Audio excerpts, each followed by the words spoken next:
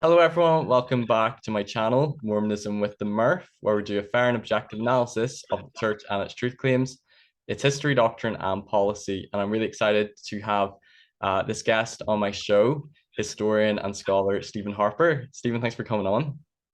Thank you. It's great to be with you. Yeah, so I'm really excited to have Stephen come on. We're going to discuss Joseph Smith's first vision, and we're going to discuss some of the controversies that critics point to. We're also going to talk a little bit about his book, which I'm going to promote. It's a great book. I've just finished reading it. So it's The First Vision, Memory, and Mormon Origins. And it's been a really good read. Only took me a few days to read it. So it's kind of an easy read, not super long chapters. I loved Richard Bushman's Rough Stone Ruling, but it took me a few months to get through that one.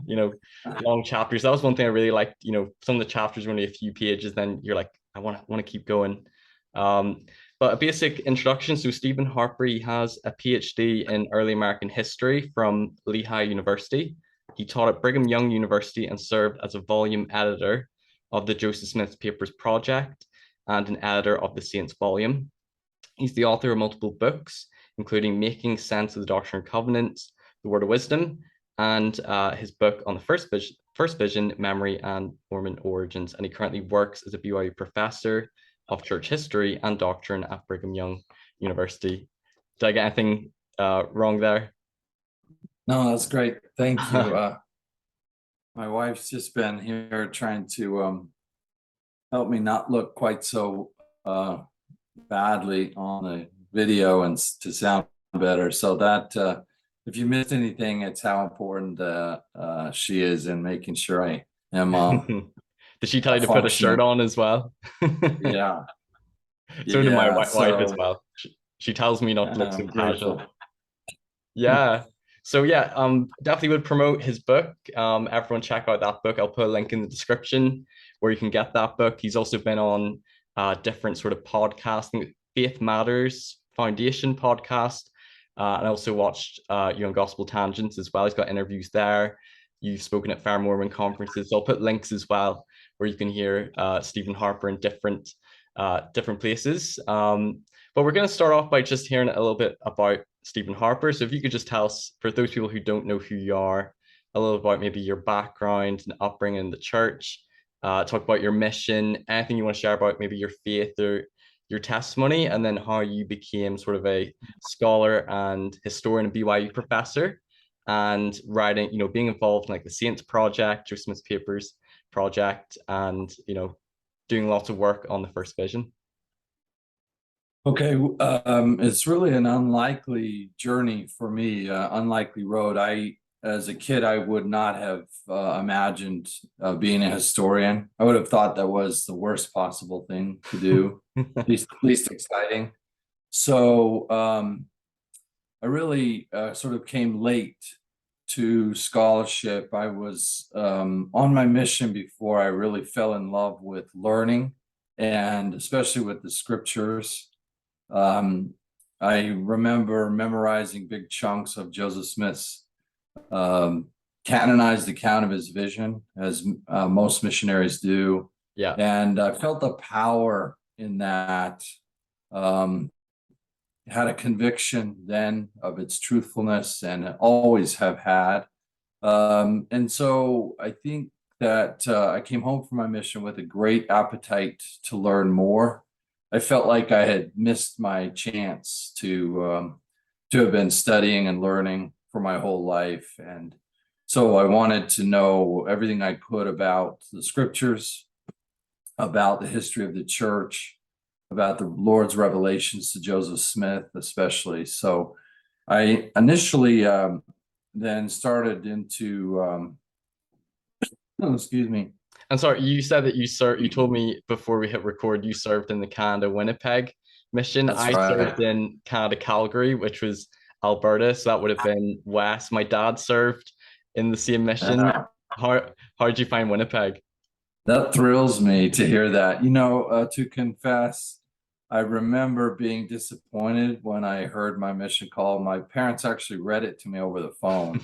And I was so ignorant that I thought all Canadians were Latter-day Saints already. So I thought it wouldn't be much of a of an exotic mission field. And what I learned is that it was the perfect call for me. It was right where I was supposed to be, partly because of the people there and the companions I served with and the presidents under whose direction I served. But I fell in love with it, and I've longed to go back there and be back there ever since, especially when Elder Gong was dedicating the temple in Winnipeg. I wanted very, very badly to try to get there. I haven't been back yet, but I will be soon, as soon as I can figure it out.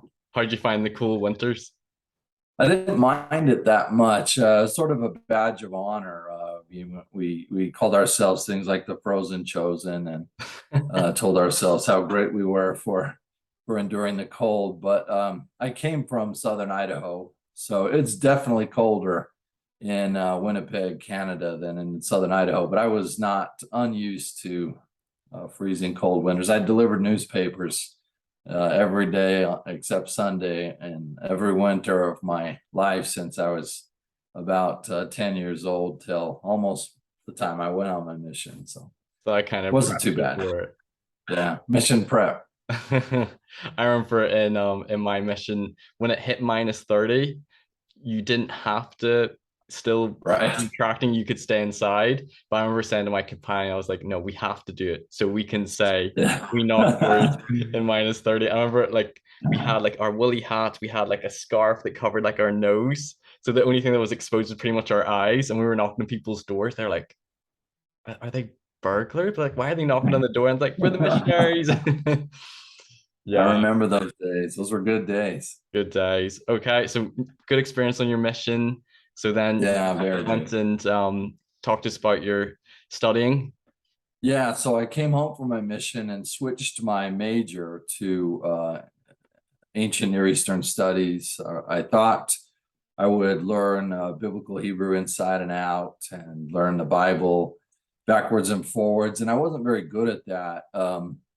And I sort of became disillusioned by it. Maybe I became disillusioned because I wasn't very good at it. So maybe I copped out, in other words. But the more I studied it for a couple of years, pretty intensively for a year. And what I found out is that there's just so much uncertainty about the Bible.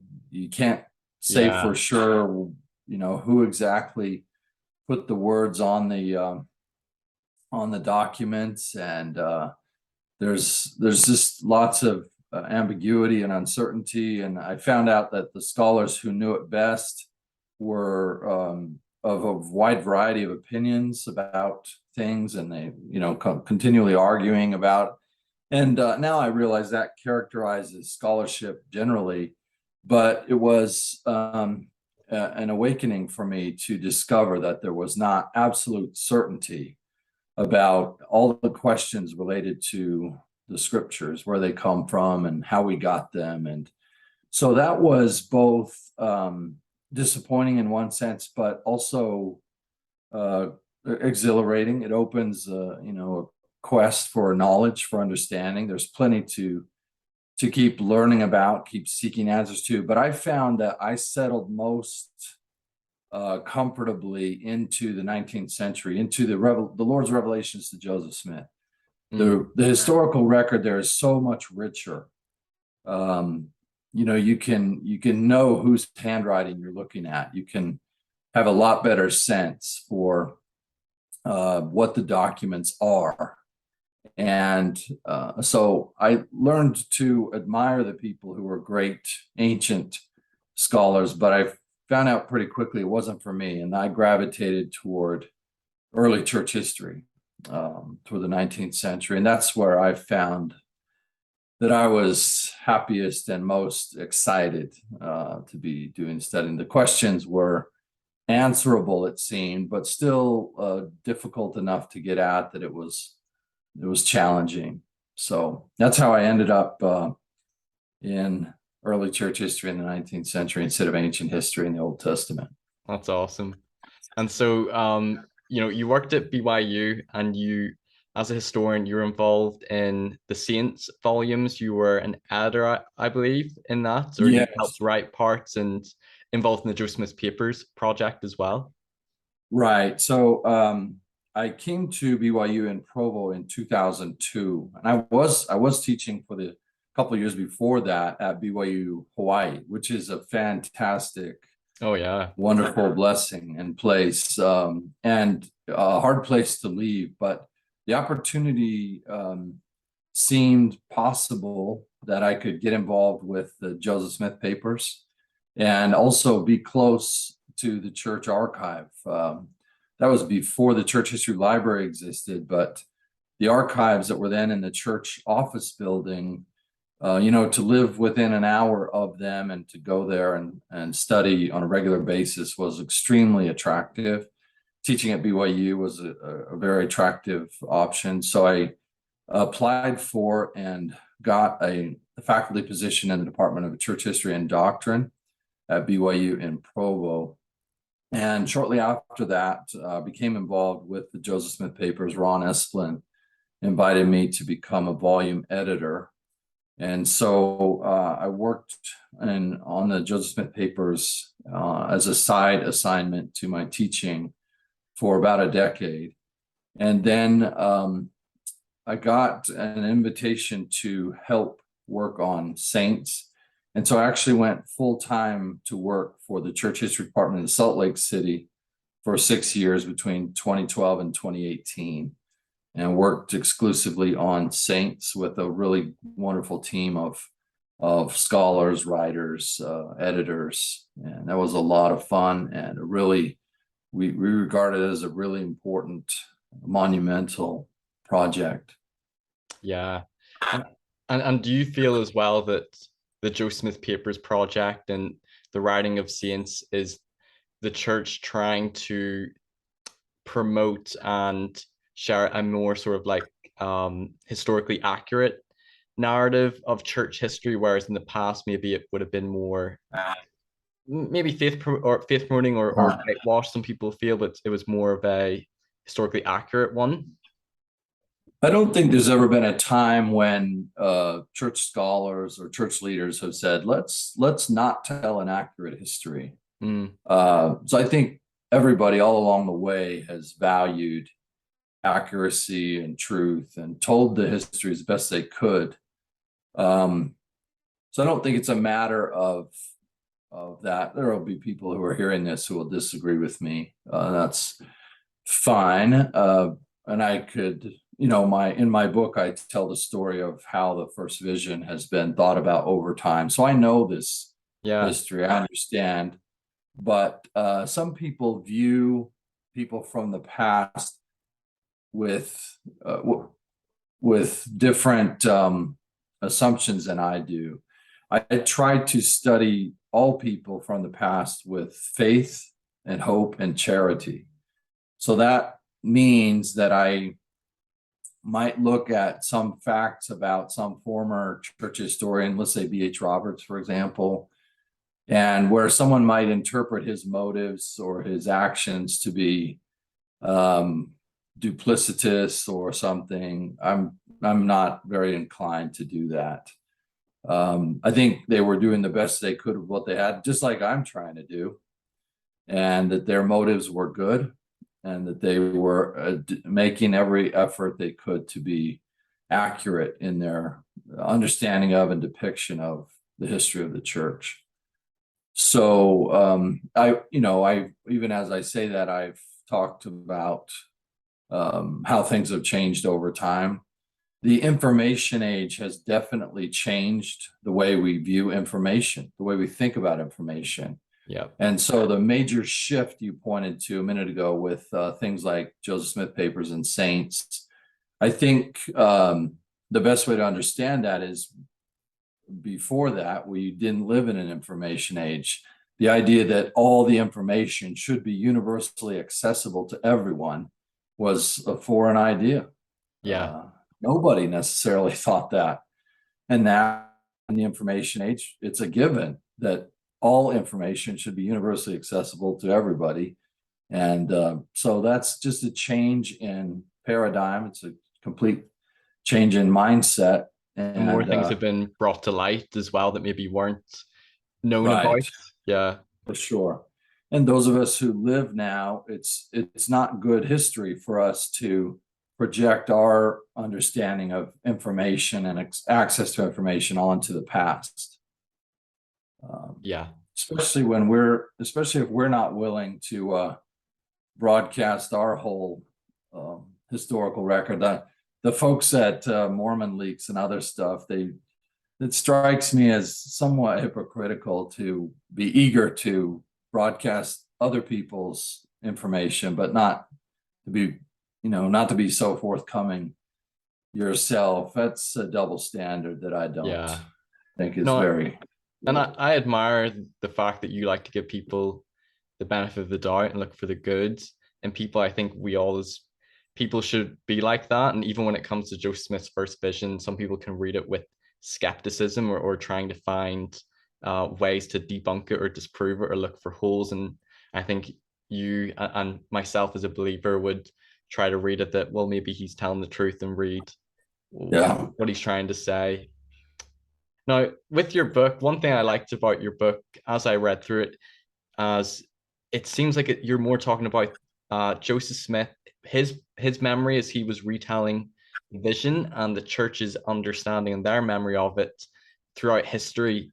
And it read more like historical than apologetic. Now, maybe there was some apologetics or responses thing in there, but it was more of like a historical sort of analysis.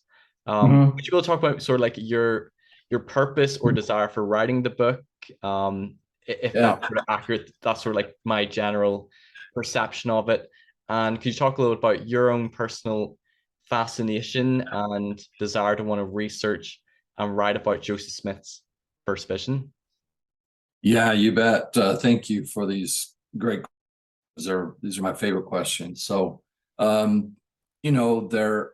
was a really important talk given by a member of the First Presidency in 1938. President J. Reuben Clark speaking here in Utah, where I'm at, and he talked to religious educators, and he said that it was really vital for them to be firm in the faith on two things that are non-negotiable. One of those was the atonement of Jesus Christ, the literal historical fact of Jesus Christ and his sacrifice and resurrection. And the other was the first vision of Joseph Smith. Right? Those are cornerstones that are fundamental to the restored gospel of Jesus Christ.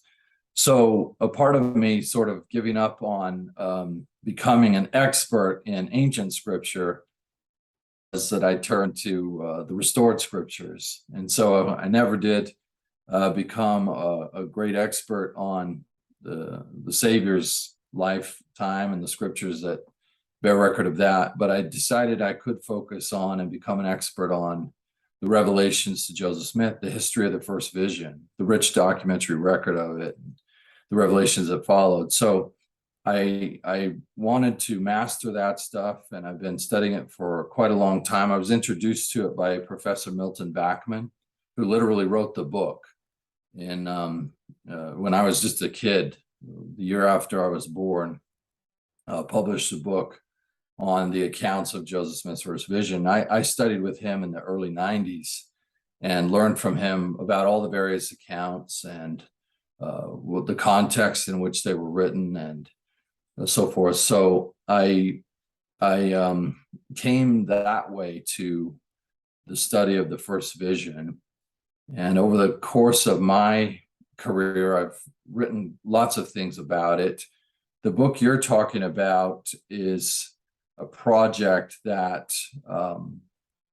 I think of as sharpening the saw. This you might know this phrase from the habits of highly effective people. One of them is saw sharpening. So I try to, that means sort of honing your craft, practicing your skills, doing what you do well or becoming better at what you do. And so I teach for a living. That's my primary responsibility. And part of that, though, is I'm supposed to always be learning new stuff and trying to share new stuff through scholarship and publication. And so one part of the research that I always want to be doing is what I think of as sharpening the saw. That means doing challenging projects, things that are pushing the envelope of what we know and how we've thought about things in the past. So along the way, I became really, really interested in memory. This is kind of a cutting edge in memory studies and historical scholarship. It's not brand new, but it's definitely not terribly old for historians to be thinking really consciously about the dynamics of memory and how memory shapes history and what the relationship is between memory and history. So nobody had ever written or thought much about Joseph Smith's first vision in terms of memory. There were a couple of little forays into it. Robert Rees, Professor Ann Taves, they had begun thinking that direction. And so I became very eager to ask the question, what would happen if we studied Joseph Smith's accounts of the first vision in light of what the science of memory has taught us about how memory works? Yeah. So that's the book, is how does the first vision look when we read the accounts of it, conscious of how memory functions. Yeah, because my understanding with regards to historians is they would consider the earliest accounts to be historically more accurate. And you're sort of arguing in your book, because you talk a little bit about like interpretive memory, and that's not always necessarily the case, that it's the more accurate memory, the earliest it's recorded. Maybe in some ways it is, but you talk about interpretive memory can be almost better the more you reflect back on something, and maybe with more maturity and more reflection. Yeah, right. Historians like certainty, like everyone else. Yeah. And so we've sometimes comforted ourselves about our lack of certainty by pretending that memory is a lot like carbon dating, right? You can predict the rate of decay of a memory. The farther you are away from the remembered event, the weaker the memory of it will be. Well, there's just no good evidence that it's way more complicated than that. History is not that predictable, or memory rather, not that predictable. And so we should bring as much as sophisticated an understanding of memory as we possibly can to our historical investigations. And one of the very most key elements of that is the understanding that memories of our past, autobiographical memory, is made in real time. We don't go back into a vault or a file cabinet or a hard drive and retrieve memories about our past intact. We make them when we get them. We make them as we remember them. Now, really great scholars of memory have used various terms and so forth to try to explain what there is that must be stored somewhere in us. And there must be some kind of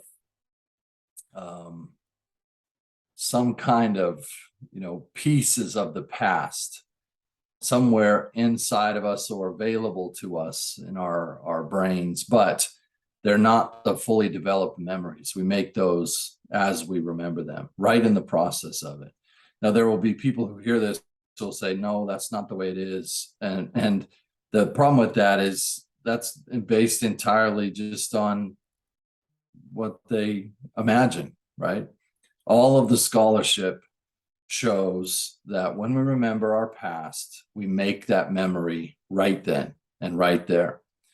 And so the important thing about that is that when you remember something autobiographical, something about your birthday party when you were 12 years old or whatever, you are composing that memory out of what Professor Schachter, the great Harvard scholar of memory, you're composing it out of what he calls traces, but you're also bringing the present into that conversation. So your memory will be made at the intersection of the past you're remembering and the present you're remembering from. Right. And that understanding is crucial to my way of thinking about the first vision accounts. Every one of them is made at the intersection of the past Joseph was remembering and the present in which he was remembering. So learning everything about this present situation that we can is just as important as learning everything about what happened in the grove. And you're saying there could be an influence by his present, and not just Joseph Smith, but all of us as we're telling a memory of our past. It becomes a new memory in our present, and what's happening in our present can change the way we might remember or what we share, different aspects that we share. That is exactly right. And we all do that all the time. And it's a given. That's how memories work. That's how memories are made. That's how they function. So it doesn't do much good to say which of Joseph Smith's first vision accounts is the most accurate. How in the world could we measure that? What standard are we going to use? How do we know? Yeah. What's more productive is to say, what do each one of these accounts reveal about what Joseph experienced at the time, but also what do they reveal about what he experienced over time? How did his understanding of the first vision grow, develop, change, stay the same? Those are all questions that we can answer with the historical documents and a rich understanding of memory.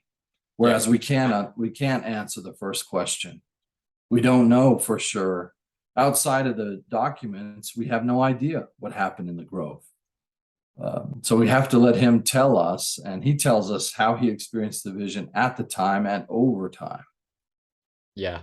And you talk about in your book how memory is both accurate and inaccurate. It's both objective and subjective, and that there can be distortions, but not necessarily intentional, but that we all do that as we're telling memories, that's sort of the reality of it. And it's the same when it comes to Joseph Smith's retelling of his first vision accounts. Yeah, there's no reason to think otherwise. Yeah. So people might say, well, are his accounts of his vision true or not true? And it's not that simple. They are true. They are true in the ultimate and most important sense, right? Does Joseph Smith see God and Christ in the woods of Western New York? Yes. They forgive his sins. They answer his prayer. They introduce him to the truth that none of the churches of the day is the Savior's version, and that they'll tell him more later. He'll get more truth later. But could we find discrepancies between the vision accounts? We could, right? We could show that the accounts are very specific about things Joseph Smith remembered with deep emotional association. The things that meant the most to him, both in terms of sort of positive and negative, the things that were the biggest epiphanies, those things will be remembered vividly and well and pretty consistently. And then we could show that there are a lot of other things, how old he was at the time and so forth, that didn't associate with anything very memorable. And so he doesn't focus on them. He doesn't really remember them. Yeah. And they're not central to the story. That if we were to find that in the accounts and then ask an outstanding scholar of memory if that reflects reality, they'd say that's exactly what you would expect to find in people's memories. Yeah, I've heard apologists say that it would be more suspect if he was reciting verbatim the same vision account every time. That would actually look more suspect than him telling it, but there's some differences or variations. Shows like and drawing from a memory. Well said. Not just apologists, folks, too. The likes of Stephen Prothero here in the United States, a great scholar of religion, has written that too. That's a informed view by somebody who studies memories of people all the time. Yeah, that's awesome.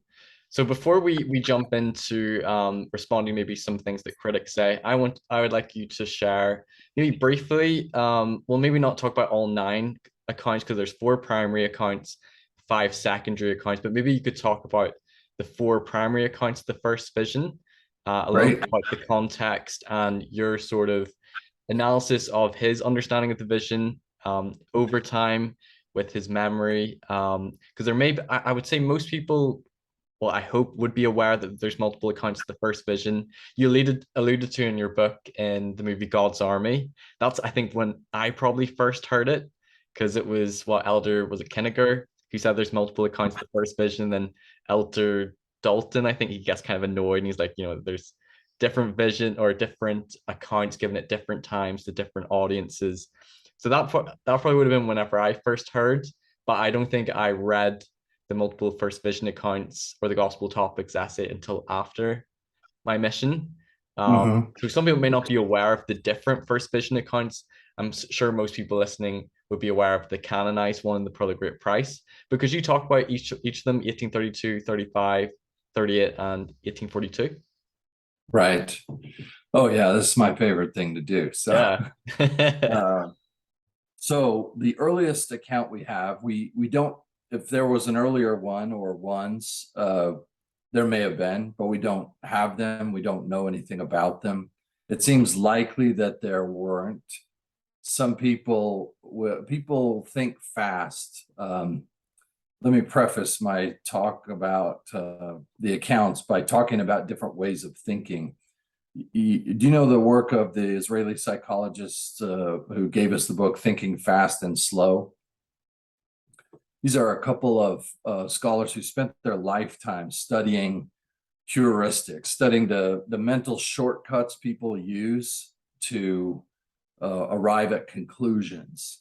And what they noticed is that in all kinds of ways, people are biased in their thinking. This is not a giant surprise, but the extent to which we use mental shortcuts to conclude things is shocking and pervasive. And they call that thinking fast. I'll give you an example they use from the book. If you ask 100 people, how many of you are above average drivers? 90 or so will say they're above average drivers. Not based on any sort of systematic or deductive thinking. It's just based on a mental shortcut. So it's wrong, right? It seems right. It seems absolutely correct, but it's wrong. And that's thinking fast. So when we think slowly, we would say, well, let's see, am I an above average driver? What evidence would I need to evaluate that? How would I arrive at an informed conclusion about that?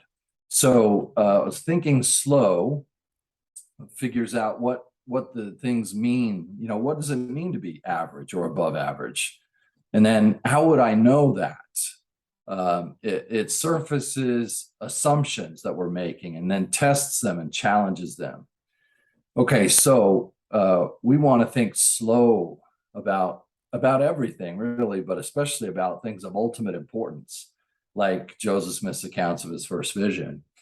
So I'll give you an example of thinking fast. When some people hear he didn't write an account of his vision until 12 years after he said it happened, then the default, the shortcut there is, well, then it must not have happened. not the way he said, right? If it did happen in 1820, he would have written it at the time. Fawn Brodie thought fast that way. She assumed that if he had a vision, he would have told everybody in town. Notice the if, right? Yeah, it's If kind of he an had a assumption. vision, Yeah. there's no, that's terrible history. You can't write history based on what you imagine would have happened if the past happened the way you imagine it would have. But that's what we do. That's a mental shortcut we make. It's lazy thinking. It doesn't require any work beyond just what I assume, what I imagine. And it's we think of it as absolute certainty, but it's nothing. It's really nothing to it at all. It's not the historical method. So in the historical method, we notice that the first account we have is sometime in the summer or fall of 1832. And it's a beautiful document. It's a rough 6-page autobiography. It's accessible to everybody at josephsmithpapers.org and a variety of other places as well. It's linked in the Gospel Topics essay called First Vision Accounts. You can get that in your Gospel Library app. Yeah. So it's a beautiful document that starts with kind of a formal and triumphal preamble to it, or preface, prologue, a history of the marvelous works that Jesus Christ does through Joseph Smith, and talks about first Joseph receiving the testimony from on high. It lists these 4 things, referring first of all to the first vision. And you get the idea that this document is going to give you a history of these 4 events that made Joseph Smith a prophet.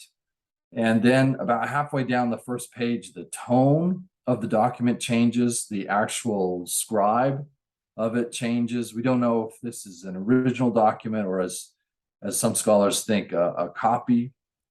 And whatever the case is, we know that Joseph Smith picks up the pen halfway down the first page. Frederick Williams had been writing, his counselor and scribe, but Joseph picks up the pen and he starts to talk about himself in a different way.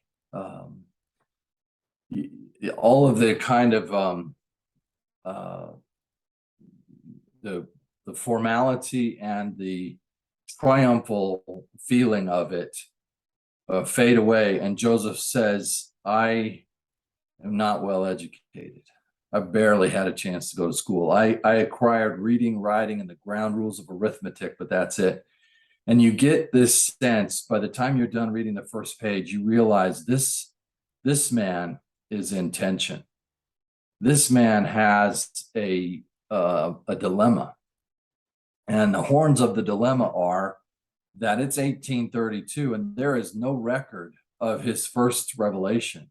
By now, he's got 2 manuscripts of the Book of Mormon, the original one and the printer's manuscript. He's got manuscripts of his revelations that are now in the Doctrine and Covenants that he's received up to this point. He has records of the things God has revealed to him and through him. And besides that, he's been commanded in some of those revelations to keep a record, right? Where would we be if the Book of Mormon writers didn't keep a record? Where would we be if Joseph didn't have people record his revelations? But here it is 12 years after the first vision, and there is no record that the first vision ever happened. He has got to make one. So that's one horn of the dilemma. The other horn is... Am I right in thinking that Joseph never kept any journal or record up until 1832? His first journal starts at about the same time as this account. Okay, yeah, sure, you're exactly right. And people can read it. It's at josephsmithpapers.org. And when you read it, the first thing you notice is the entries are short and they're introspective. They're often Joseph Smith praying or making a short note about his thoughts and feelings. And they're very often characterized by his sense of inadequacy as a writer. In other words, you see the same things in his journal that you see in the autobiography. And these 2 documents are composed at or near the same time. His journal that starts at the same time as this autobiography is he makes dutiful entries in it for 10 days, and then he quits for 10 months. The journal, in other words, indicates the same dilemma. I have to keep a record. It's really important that I keep a record. I'm not good at keeping records. I don't like keeping records. I feel terribly inadequate as a writer. So that very same dilemma that characterizes his earliest first vision account is present too in his journal, which starts at the same time. So if we don't just assume that if Joseph Smith had a vision, he would have written it right down at the time. If we actually listen to him talk to us and tell us why he wrote when he did and why he didn't write before he did, then we get a real informed sense of who Joseph is and the dilemma that he faces. He knows he saw God and Christ. He has a great testimony to bear about that, and he feels woefully inadequate to do so, and does so finally because it's vital that he does so. And even when he does so, he feels like it's not very good. I talk about in the book reasons to think that he may have suppressed that 1832 account. And if so, it's because he doesn't think it deserves any attention. It's not adequate. He'll try again later. He'll get some better writer to help him do it. Yeah, and I think you talked about in your book, certainly I've heard you on other podcasts, you sort of say that the 1832 account almost reads more similarly to like a Methodist conversion sort of vision. And you said you talk a little about out of like maybe respect for the Methodist minister. Could you talk a little bit about that and maybe give a brief summary absolutely. Of the 1832 account as well, like what it kind of says? Yeah, sure. So the 1832 account starts with Joseph saying that at about age 12 years, his mind becomes seriously impressed with regard to the welfare of my immortal soul, which led me to searching the scriptures, believing as I was taught that they contain the word of God. And he goes on to describe how he engages the Bible deeply. And this he does in the context of being more and more conscious of his sinfulness and of his need for repentance and redemption. He says, I felt to mourn for my own sins and for the sins of the world. He says, I become convicted of my sins. That's a line right out of the revival preachers. You can find that in the Presbyterian preaching and elsewhere. So he is speaking the language of Protestant Christianity of his time and place. He is thinking the thoughts that would have been instilled in him by that culture. And he is using the Bible, the resource of that culture, to find the answers to his awful problem. The problem is being convicted of his sins and not having a conversion, not having experienced conversion through Christ. So these are the kinds of things that the Methodists and others would have been emphasizing to him and talking to him about. And I don't mean to overstate how Methodist the first vision accounts are, but you can definitely, if you know that world, you can see that he patterns his accounts in many ways after a kind of generic form of conversion narratives. And he's both in concert and in conflict with that kind of writing and that kind of autobiographical telling. You and I would do this too, right? There are forms. There's a form to the way you do a podcast like this, right? There's a right way to do this, and then there'll be ways that people would think that's weird. That's not the right way to do a podcast. So here we are, abiding by the forms that are given to us for podcasting in our time and place. Well, Joseph Smith was abiding by the forms of how you tell spiritual autobiography, how you tell conversion to Christ in his time and place. The best scholar of that is Chris Jones, history professor at BYU. He's the one who's done the most work on the Methodist context that Joseph lived in. But it's it's apparent too, I should say, in the most apparent primary source is the one that Alexander Niebuhr, this is one of the secondary accounts, the one that's recorded latest in Joseph's life, and just about a month before he's killed. Joseph tells friends, including Alexander Niebuhr, about his experience at Methodist meetings and how he wanted to feel and shout like the rest of the people who were becoming converted, but he could feel nothing. So you can see that Methodist context in his vision accounts, including the 1832. Do you want to say more about 32, or? No, we'll maybe come to maybe some of the things that critics would point to after your summary of the accounts. I think also in his 1838 account, doesn't he say he's partially inclined towards the Methodists as well? Yes, he does. And that passage, together with the one where it says, Mom, I've learned for myself Presbyterianism isn't true. Those two passages tip us off to the other dilemma.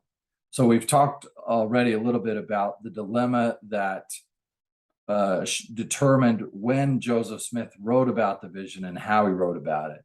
But the dilemma at the heart of the vision itself is between Methodism and Presbyterianism. And there may be certainly other isms present in Joseph's mind: universalism, deism. If we read the accounts carefully in light of the world he lived in, we can hear him even wrestling with atheism for a bit, right? He's trying to figure out if there's a God at all. And if there is a God, is it the God of the deists? Is it the God of the universalists? Is it the God of the Presbyterians, or the God of the Methodists, or others? And when he says, I was somewhat partial to Methodism and had a desire to be united with them, he's telling us that he likes Arminian soteriology. He likes the doctrine that gives an individual a degree of agency, or the ability to choose Christ, to come to Christ. You need a gift of his grace, but it's freely offered. Anybody who comes to Christ can have a gift of his grace that will enable them to lay hold on his atonement. That's Methodism. Presbyterianism is going to teach him that it's a lot more determined than that. It's outside of his control. Like predestination. There's nothing he can do to influence his salvation through Christ or not. So he's got both of those teachings in mind, and of them he much prefers Methodism. So people might say, well, then duh, why don't you just choose Methodism? But Joseph doesn't think about it that way. He needs and wants the conversion that he's watched other people receive, and that Methodists will get. If Methodism is true, then you'll be overwhelmed by the Holy Spirit. You'll feel the love of God testify of his redemption of you. And Joseph says, I wanted to feel that. I wanted to shout like the others for joy who were receiving that, but I could feel nothing. Yeah. So his heart inclines him to Methodism, but his head tells him there's no evidence that they're right. The evidence points me to the Presbyterian outcome, where I'm convicted of my sins and wretched and not able to do anything on my own about the redemption I need. So he's torn between Methodism and Presbyterianism, and he goes to the woods to test, to see whether there's anything he can do about it. Is the testimony of James true? If I lack wisdom and ask God, will that make a difference? Will God respond to me based on my appeal to him, or has he already written the end of this story and there's nothing I can do about it? That's the question of the first vision. Yeah, that's awesome. In the 1832 account, he goes to the woods, he's convicted of his sins, he cries unto the Lord for mercy, and then he talks about how, like, the Lord opens the heavens, he sees the Lord tells him that his sins are forgiven, and tells him to keep the commandments, the world lies in sin, and his coming is nigh, and it's focused more on his redemption in that account. Anything else you want to say about the 1832 account before we go to the 1835? No, you got it just right. You pinned it really well there. That was great. Oh, cheers. So then I believe next primary account is 1835 when he's visited with Robert Matthews. Doesn't he go by the name of Yes, Joshua, the Jewish minister, and Kirtland? does. And this is an oral dictation. Like he's asking him, or Robert Matthews is asking about his sort of like prophetic call, and he's just spontaneously telling him about his first vision. Can you talk briefly about that one? Yeah, you touched on really important points right there, right? It makes a big difference in the way memory gets made if I am purposefully sitting down to compose autobiographical memory on paper compared to if I'm having a conversation and it happens to come up. Spontaneous is the word you use, and that's the word Professor Schachter uses, is spontaneous memory. So Joseph Smith, the records indicate to me, Joseph Smith is much more comfortable with spontaneous memory and telling his vision orally than he is with writing it. Every time he writes it, he starts with a disclaimer about how bad he is as a writer because of the lack of formal education. But he doesn't have any problem telling people about his spectacular vision. And thankfully, in some of those instances, a scribe or a journal writer or a journalist, in the case of David Nye White in 1843, captures it and gets it written down. So those accounts are faster moving, they're faster paced, and they're not as angsty. They have there's a couple of kinds of angst in Joseph's vision accounts. One is the angst of the vision itself. How to act, I did not know, and unless I could get more knowledge than I then had, I would never know. I become convicted of my sins. That angst is at the heart of the vision. So all of the accounts have that in it. But there's the other angst is the one that comes from Joseph, the writer, or the lack of ability to write. So this is the angst in the accounts that are written documents where he's trying hard to obey the command and the imperative need to document his history. That always produces a tension in him that comes out in things like his disclaimers about his education. So what I'm saying is the 1832 has both of those kinds of angst in it. So does the 1838 account. These are written histories. But the 1835, where he's just telling it to a visitor, it's fast moving, and it has the angst of being convicted of his sins, relieved by the Savior's appearance and forgiveness, but it doesn't have the angst of, I can't write well, this is going to sound terrible. The 1835 account is wonderful. It's Joseph Smith comparing credentials to being God's prophet with this other fellow who thinks he is a prophet and is going around the country and telling people that he is. And he's come to visit Joseph Smith to compare and contrast, see if maybe they could form an alliance or should. And Joseph's intensely curious about this guy and spends a few days with him, including going back and forth, comparing their stories. Joseph tells his story in this sequence of events, and it is beautiful. This one gives us, I think, the clearest chronology of what happened in the grove. This is the one where Joseph makes it clearest that he prayed, he was opposed by some force, he prayed again, and then he saw one divine being, and that divine being introduced him to another. And that chronology is, when we have all the accounts together, it holds up nicely. And this 1835 journal entry, November 1835 journal entry, is the first place we see that chronology specifically mapped out. And he talks about, I believe, in that account, inquiring about which church he should join, which was the right church, and he was told his sins were forgiven, I believe, right, as well. And he mentioned that he sees many angels in that vision, but it's it's kind of quite short, that one, which you could understand if he's just telling it off the cuff, so to speak. It's not as thoughtful.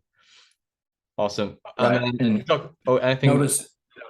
So he's telling it spontaneously, and somebody's trying to capture it in writing then, or probably shortly after. So it's not every word he said, probably not like it would be if he was writing it down. That's true, yeah, because if he's saying it, he'd be saying it very fast, so he's not like dictating it slowly for a scribe. I didn't even think about that. So yeah, it's probably not word for word. Mhm. Okay. Talk a little bit about the 1838 account. That's the one we're most familiar with.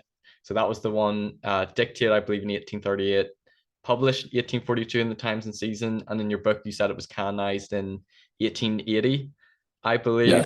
That's the account we're most familiar with. You could probably argue this is the maybe most combative one that Wesley Walters Yeah. overly appreciate. Talk a little bit about that one and sort of his context of, because you talk about the persecution Joseph was experiencing and how you can see that sort of coming out in this retelling of his visionary account.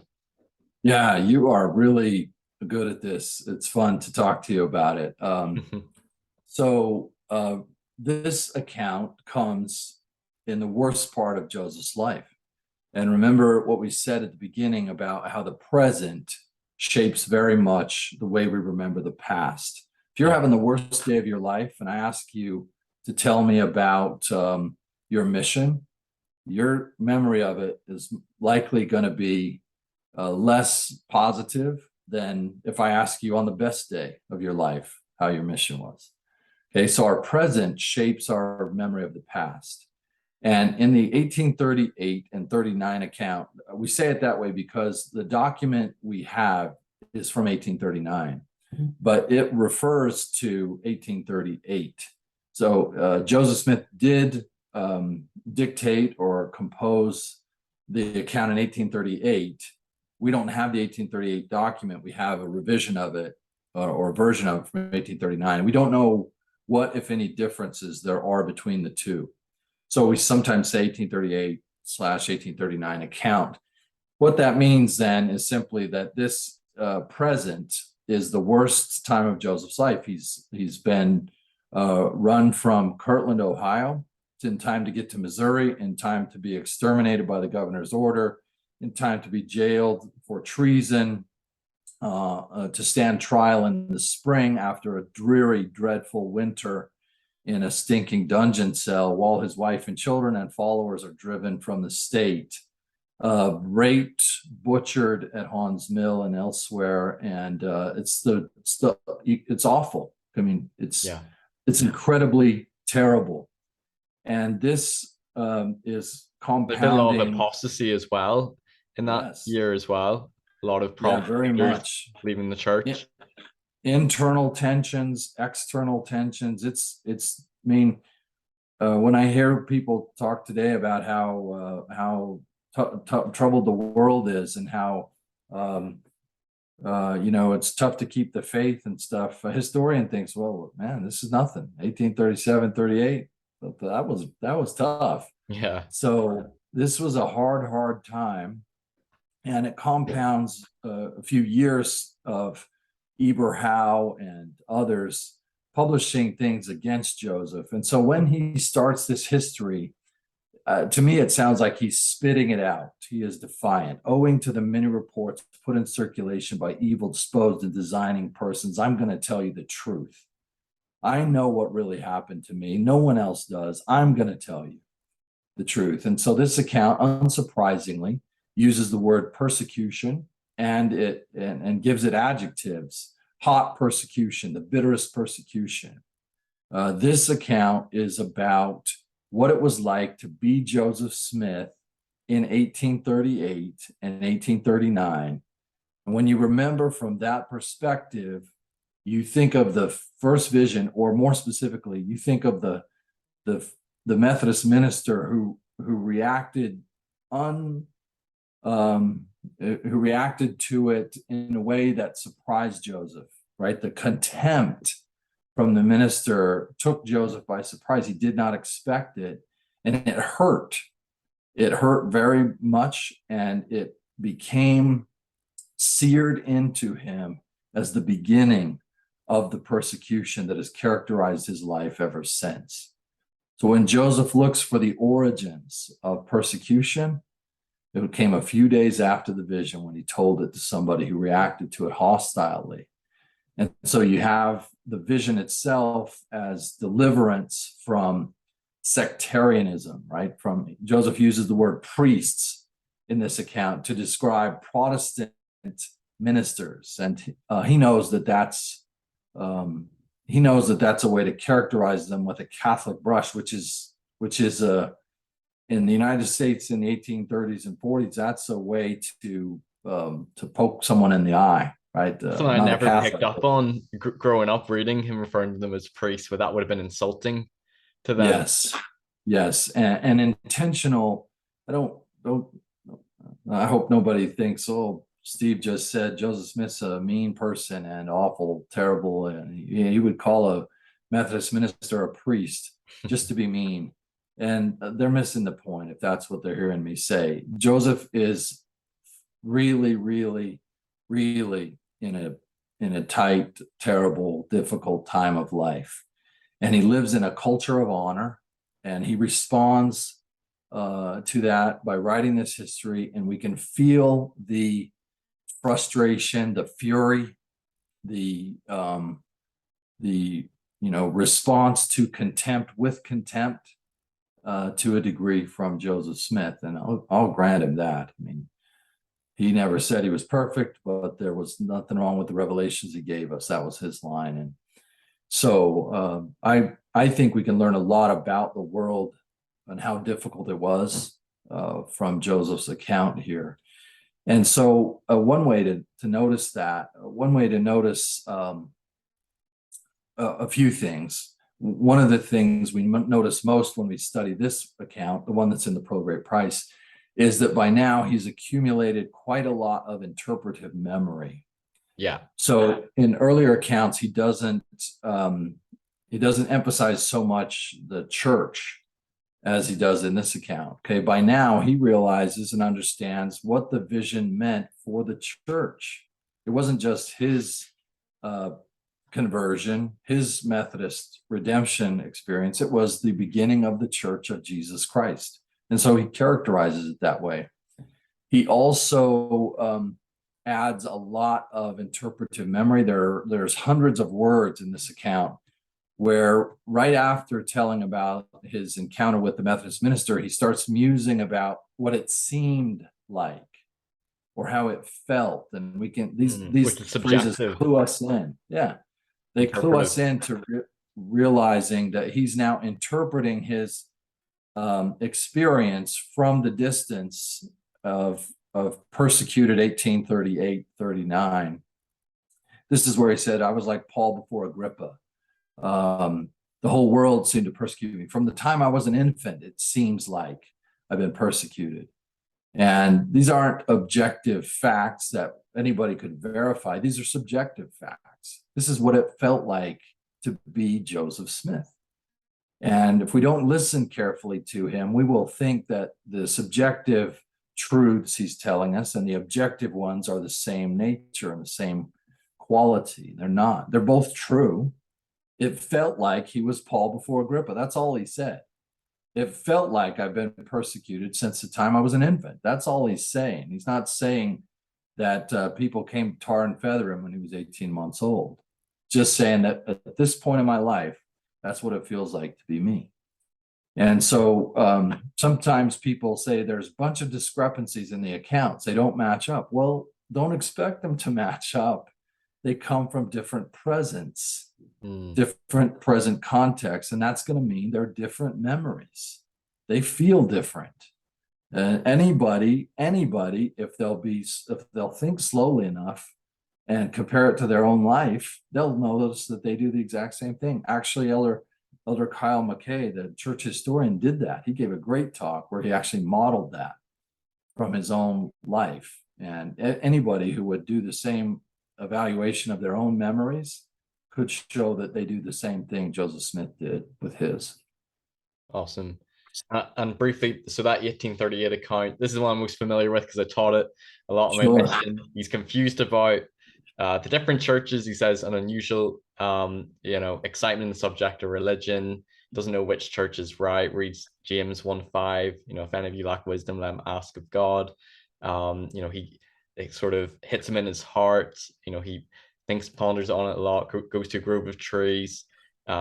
First attempted prayer, Satan comes to bind his tongue, and he's surrounded by like this darkness, sees a pillar of light and two personages. One said, "This is my beloved son, hear him." So he sees God the Father and Jesus Christ, and he says his object in inquiring was to know which of all the sects was right. He's told to join none of them. Creeds are an abomination, and professors are corrupt, and essentially that there's no true church on the earth, and that he'll be called as a prophet to restore it. And that's sort of like the way we would have, that's the way I would have taught it as a missionary. That's sort of like my brief understanding of that account. So then 1842, that's the John Wentworth letter. Right. That's where he talks about the articles of faith, like what the church believes. And this one, you say he's in a better place in Nauvoo, and there's not as many of the persecution elements, or calling, the creeds of Christianity abominations. Talk a wee bit about that one.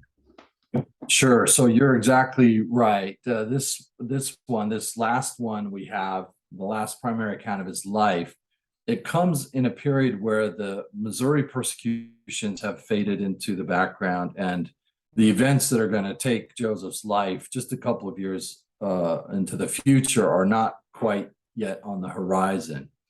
So this is a period of relative calm. This is where Joseph Smith is at the height of his power and leadership of the saints. The city of Nauvoo is growing. Saints are flocking to it from your part of the world and other parts of the world.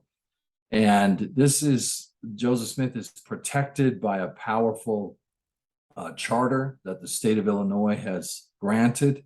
It gives the saints power to control much of their own destiny in terms of their economy, their political situation in Nauvoo, and they can even have their own militia, their own part of the Nauvoo or the Illinois state militia to protect them. So Joseph is feeling really good about things right now. And this, one of the things he's feeling good about is that for the first time, he's getting highly respected journalists asking him to tell his own story. Instead of Eber Howe, the editor of the Painesville Telegraph, presuming to know stuff about Joseph Smith and spreading rumors about him that are unconfirmed and unsubstantiated, never asking Joseph for his own version. You got John Wentworth, a Chicago influential editor, saying, "Hey, could you furnish your own story? We'd love to have some material from you. We're writing a history," and Joseph is thrilled by that. A Philadelphia historian does the same thing nearly at the same time, and Joseph furnishes him almost the same information. So this is a good time. And I'm emphasizing that positive part because that's the present that shapes the past. So in this version of the vision, as you said, Joseph emphasizes the same things, but much less emphasis on the things that make Joseph Smith's vision and Protestant Christianity antagonistic. Much more emphasis on good public relations. So the Wentworth letter is a beautiful, short account. It's quite formal compared to the others. Probably Joseph is intending, at least in some degree, to try to sound refined in his writing at this point. He wants to make a good impression with John Wentworth. So he'll drop, for example, a few Latin terms in there. And he'll write about it quite formally instead of the sharp, all their creeds are an abomination, all their professors are corrupt. In this version, the Lord says to Joseph, all the churches are believing in incorrect doctrines. It's another way to say the same thing, softer tone. Yeah. Did he So it's dictate this one as well? He didn't write it. it's Was it a scribe that wrote it for him? it's impossible to know for certain. All we have is the printed version of it. We don't have the letter that actually went to Wentworth. We only have the saints printed version of it in the Times and Seasons newspaper. So unanswerable questions, at least with our present state of knowledge about exactly what role Joseph played. There's no reason to think it's not his mind. It's in his first person voice. But based on all the other documents we have from him and what we know about how documents get prepared by him, he likes it when he has one or more clerks or scribes to help him out with projects like this, and he often relies on them. So it'd be surprising to me if we're not seeing also the influence of William Phelps, perhaps, or others helping with this letter. But there's no reason to think it's not that it's completely ghost written and doesn't have anything to do with what Joseph Smith really thinks or feels. Gotcha. Awesome. Stephen, so would you want to do like do you want a break or anything for a few minutes, bathroom break or get a drink or anything before because the next part I want to dive into maybe some of the controversies or criticisms from critics, but I think this has been a really good overview and you talking about sort of like your understanding and interpretation of the first vision with memory. I want to definitely lay that out first. Do you want to keep going or do you want to have a wee break? I'm happy to keep going or break, whichever you prefer. I'm fine to keep going. Okay, right. Let's rock on. So we're gonna orient now towards maybe some of the criticisms, which maybe some of these you might feel like maybe you addressed in that. You may find this a little bit more tedious, but I think this is important for some listeners who have issues or questions, which some might be sincere, that they feel with the difference in the first vision accounts. And you as a historian, as an expert, this is a great opportunity. It's an honor and privilege for me to have this conversation and discuss these things. And you probably wouldn't see yourself as, you don't have all the answers.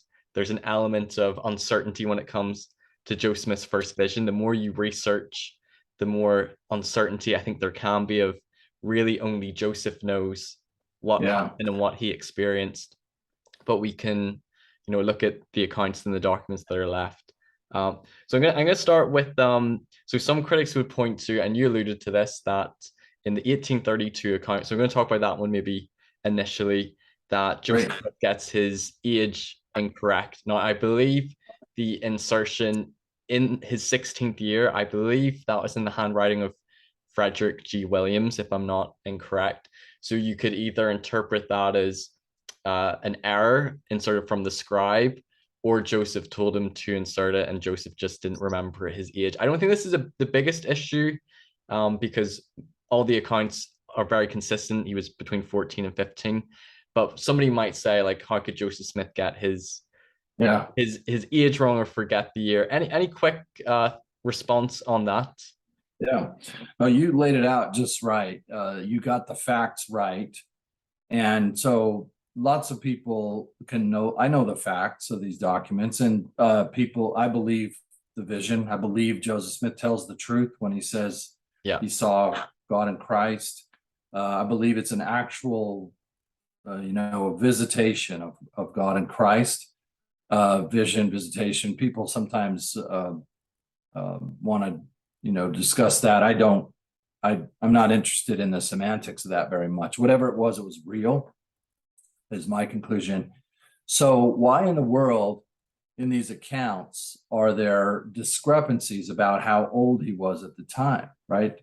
I was in my 15th year, I was in my 16th year, I was about 14, or thereabouts, a scribe enters. So one thing we notice then is that Joseph's age at the time is an afterthought. It's one of those elements that he did not associate deeply with the experience. In other words, he did not think about or worry about how old he was at the time. He doesn't seem to even remember a precise date.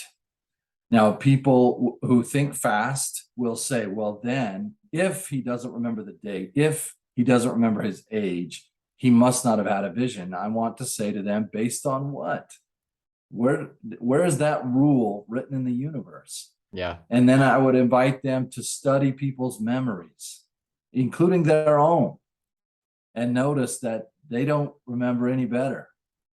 They're the most monumental events of their lives. If they didn't document them precisely at the time, they're not going to do any better remembering their exact age. And in fact, people would find out that things they think they remember really well could be shown to be not accurate. Their memories are not as good as they think. And to expect Joseph Smith to remember in a way that's not human, that's not characteristic of the way humans remember, is foolish. It's to put rules on him and standards on him that aren't real. That's not truth seeking. That's just imposing on Joseph. It's just deciding beforehand that Joseph couldn't possibly be telling the truth, because if he was telling the truth, his version of the truth would abide by rules that I just made up. Yeah. That's all that is. No, that's a good point. And even whenever I think back on one of my probably strongest spiritual experiences, one that sort of brought me back to church whenever I went inactive, I couldn't tell you the date it was. Yeah. I know roughly it was May or June. I can't actually even tell you if it was May or June. So if I'm being fair and showing charity, I can sort of get it, but that doesn't mean it didn't happen. I know it happened, even though I don't know if I recorded it. Maybe I did. I don't know where it is. Maybe that will tell me what the date was. But yeah, it's probably not the most fair criticism that he must know exactly what age and what date it was if he never recorded it straight away. Okay. That's an excellent example. That was good, slow thinking on your part right there. It's a great example of how to do that. So another criticism of the 1832 account, and again, you alluded to this, so you might think it's a little bit repetitive, but some critics would say that his purpose for praying or his motivation changes. 1832 account is primarily about seeking mercy and forgiveness of his sins. There's no real explicit mention of which church is right. Right. In the 1838 account, and 35 and 42, you could say that the primary motivation was to know which of all the churches was right. Yes. And I've taken this from the CS letter. You're probably aware of this. The author, and I'm sure other critics have pointed to, it seems almost in contradiction that in 1832, he says that Joseph almost came to the conclusion from studying the scriptures that there is no true church or denomination built upon the gospel of Jesus Christ. And they implying that he already came to that conclusion himself, and that his purpose for going to inquire of the Lord was to seek mercy. You know, he didn't know where else to turn to for forgiveness of his sins. Whereas they would contrast that with 1838, where he says his purpose was to know which of all the churches was right. And then when the Lord tells him to join none of them, that he says it never entered into my heart that none of them were wrong. And some critics would point to that as, is that a contradiction, or is he changing his purpose for praying? Would you be able to share maybe just your take on that? You've kind of maybe alluded to it a little bit, that there's probably one accurate version, but just give us your thoughts on that. Yeah. Oh, this is great stuff. These are wonderful questions. So we can read the documents, and imagine that we're putting Joseph Smith on the witness stand. It's probably dangerous. I'm not sure how this works in your country. I think it's different in some ways in here, but I hope that works, right? Putting Joseph Smith on the witness stand. We got it from you. So we're putting Joseph Smith on the witness stand. And one way to do it is to sort of cross-examine him, right? We've got these documents, and we say, isn't it true that in 1832, you said that you went into you cried unto the Lord in the wilderness to obtain mercy, because there was none else to whom you could go to obtain mercy, because you had been convicted of your sins? And Joseph Smith would say, yes, that's accurate. Aha, well, isn't it also true, Mr. Smith, that in 1838, you said that the reason for going to inquire of the Lord was to know which of all the churches was true? Yeah, he would say. And we'd say, aha, we've got you. We're convicting you on lying to us. And he'd say, what? right? We're in other words, we're trying to get Joseph Smith on an either or. And Joseph Smith is struggling with the best he can in a medium that is uncomfortable to him, written word, the written text. He's trying desperately to describe something that he says defies all description from a narrow prison of paper, pen, and ink, and a crooked, broken, scattered, and imperfect language. And then we compound it by putting him on the witness stand like this, right? Anything he says can and will be used against him. So it is possible to decide that Joseph Smith is inconsistent in his telling of the story. But it is possible to read the exact same facts, to give him the benefit of the doubt, to extend a little grace, a little charity, and say, you know, what he's doing is struggling the best he can to tell me what's going on. It's not an either or. It's not, did Joseph Smith pray for forgiveness of his sins or to know which church is true? It's Joseph Smith praying to know which church is true so he knows where to find forgiveness of his sins. So you see them sort of, they go hand in hand. Yeah. If I'm right in thinking, I believe in the 1835 account, he talks about he wants to know which church to join, but then he's told by one of the personages that his sins are forgiven. And I read in your book, I think it was a second-hand account from Orson Pratt. He also talks about wanting to know which church to join and the Lord telling him to join none of them. And he was also told his sins were forgiven. So you have 1835 and secondhand from Orson Pratt, which I think this would be Richard Bushman's interpretation. So would you interpret as it was both he was seeking for, but maybe he didn't emphasize both in every retelling? Yes, absolutely. And if we the thing to do is to not listen to Joseph one time with the idea in mind that you're going to listen to the next one and you're going to impeach his testimony. Yeah. Right. You can do that. That's what I mean by putting him on the witness stand and cross-examining him and tripping him up. Right. That's unimpressive to me. And it's uncharitable. That's just somebody who doesn't believe him, and they're not going to believe him no matter what. This is Zeezrom in the Book of Mormon. Okay, before he's converted, he doesn't care what Amulek had to say that might be transformative and truthful. He's just using his impressive skills to cross-examine them and disprove or disqualify his testimony. That's all that technique is. But what if we said, Joseph Smith, I'm going to listen to you as authentically as I can. I'm going to hear you, right? The terms now that folks are using is, I'm going to see you. I'm going to hear you deeply. If we extended Joseph Smith that grace, we would find out that he is telling a consistent story with great difficulty. He's struggling to tell it.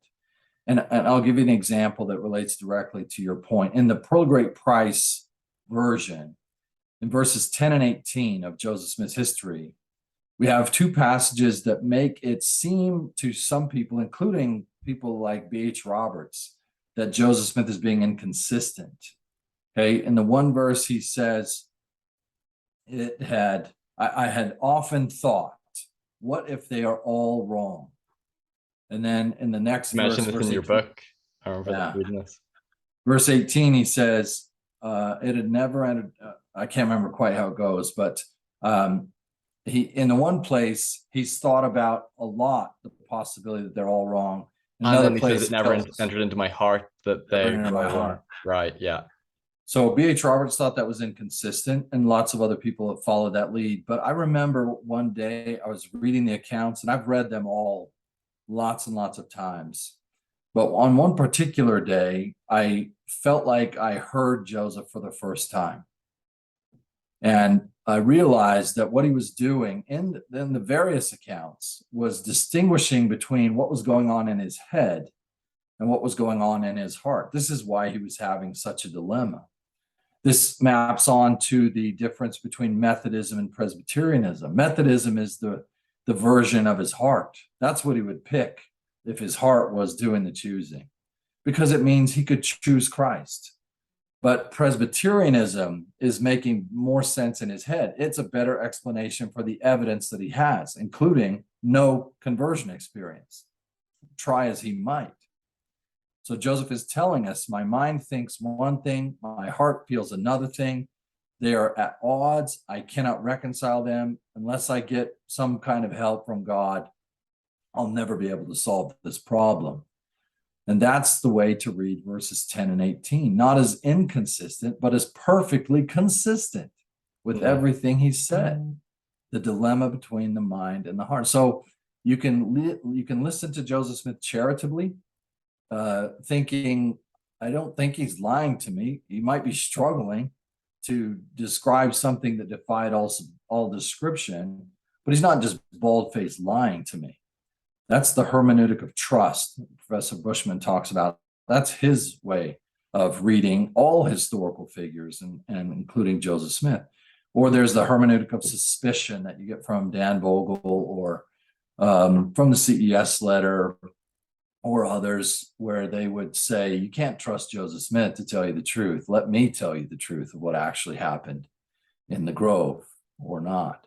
And I find, just for my personality and my, I think consistent reading of historical sources is to listen to people charitably and trustingly. Yeah. As we've demonstrated here today, that doesn't mean gullibility. It doesn't mean lack of critical analysis. It doesn't mean not hard brain work. Okay. I believe in all those things. I believe in taking it so seriously that you earn a PhD to study this stuff and to do it rigorously, and to write a book that Oxford University Press would consider worthy of publication. So I'm not advocating sort of light approaches to this, but you can be a rigorous scholar of this stuff and a believer in it and be perfectly consistent with that.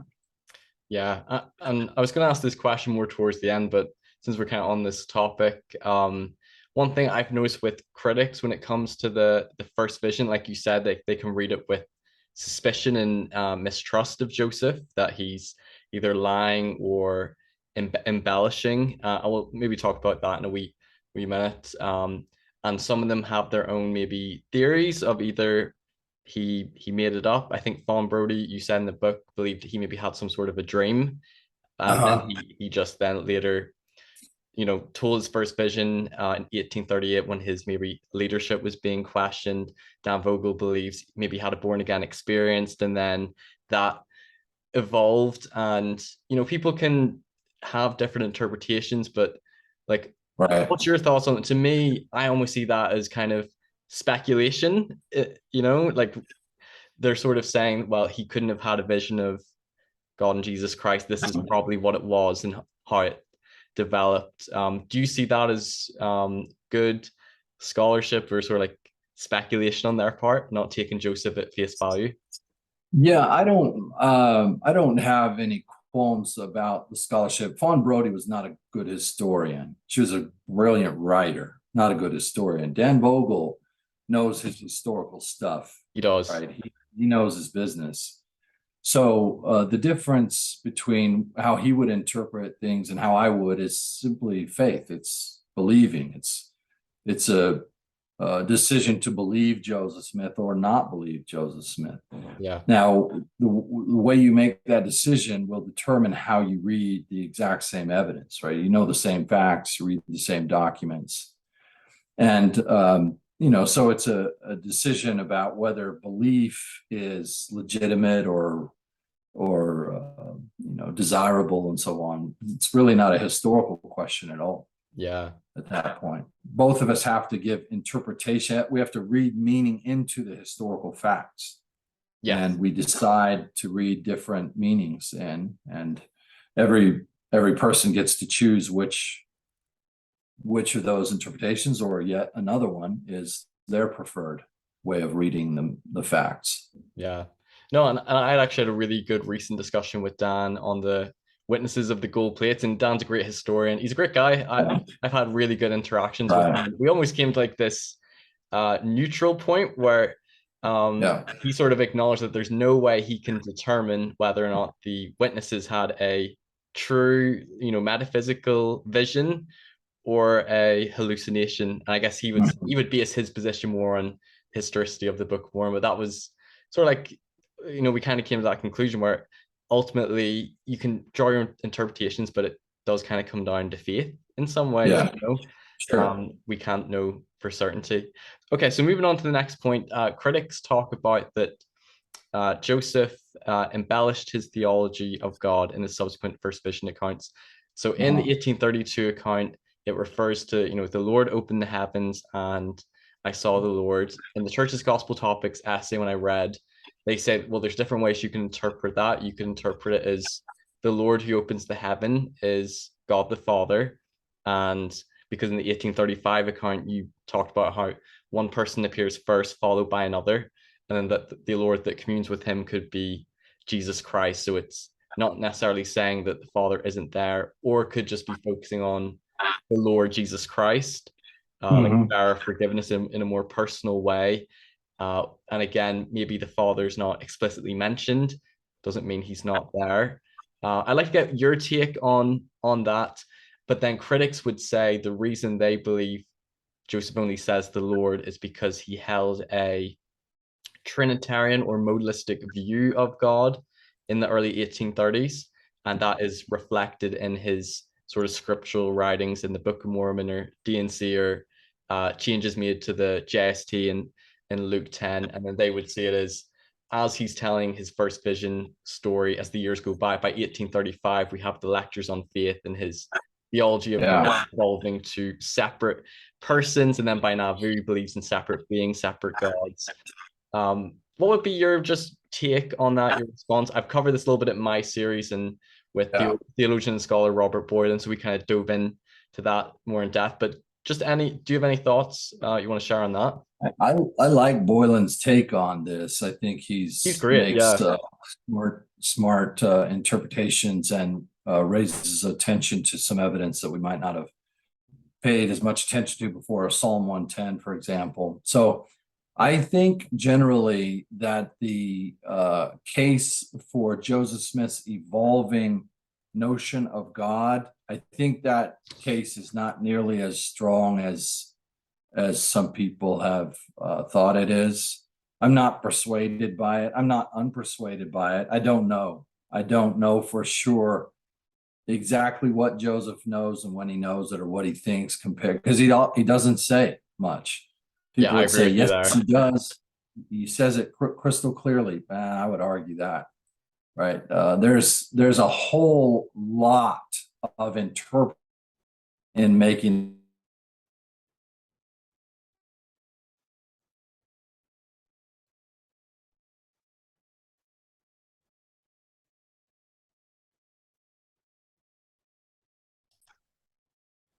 Sorry, the connection just broke up. Can you repeat what you said, Steve? Yeah, sure. So if the case for Joseph Smith's developing theism over time, I wouldn't argue against the idea that Joseph Smith comes to understand more and more about God and the Godhead, line on line, precept on precept. He would grant that as well. But I don't think the way that's been interpreted for quite a long time now, as Joseph Smith carrying a thoroughly Protestant Trinitarian view into his early revelations, and then coming over time to a completely different conclusion. I don't see that interpretation as the only possible one, or even nearly the strongest one. In Joseph's record. So I'm not persuaded by it. And I am much more inclined to read the documents just on the face of them. And to think of Joseph Smith as a struggling communicator. So for example, that would mean that I would read the 1832 account in light of all the other accounts. So I wouldn't be inclined to say Joseph Smith talks only about one divine being in 1832 and then completely changes his mind by 1835 1838 and 42. I would say because he's consistent in 35, 38, and 42 about seeing two divine beings, why wouldn't I read the 1832 account as him trying to say, I saw two divine beings? And this is where Boylan's point is really makes good sense. Boylan draws our attention to Psalm 110, right, where we have two times the word Lord referring to two different beings. Jesus evokes this psalm in the New Testament. And it may be that Joseph Smith is doing something similar in the 1832 account, where he says, the Lord opened the heavens upon me and I saw the Lord. And that could mean, in light of the other accounts, God opened the heavens upon me and I saw Jesus. And there are more reasons than just that to think that that's a legitimate possibility for interpreting. When you read the account of that very, very carefully, the line before that says, I was filled with I had the Spirit of God. I can't remember exactly how it goes now, but you can see Joseph going back and adjusting the language. And he inserts, possibly he inserts a T there. Let me look it up so I don't get this wrong. I don't want to mislead anybody.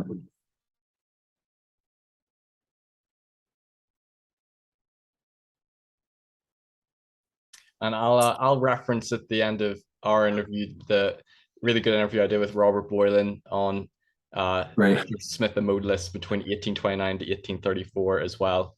Go ahead if you've got that, Steve. That sounds great.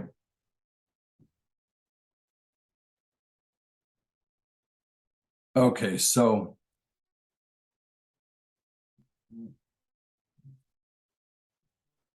Joseph's 1832 account says, I cried unto the Lord for mercy, but there was none else to whom I could go and obtain mercy. And the Lord heard my cry in the wilderness.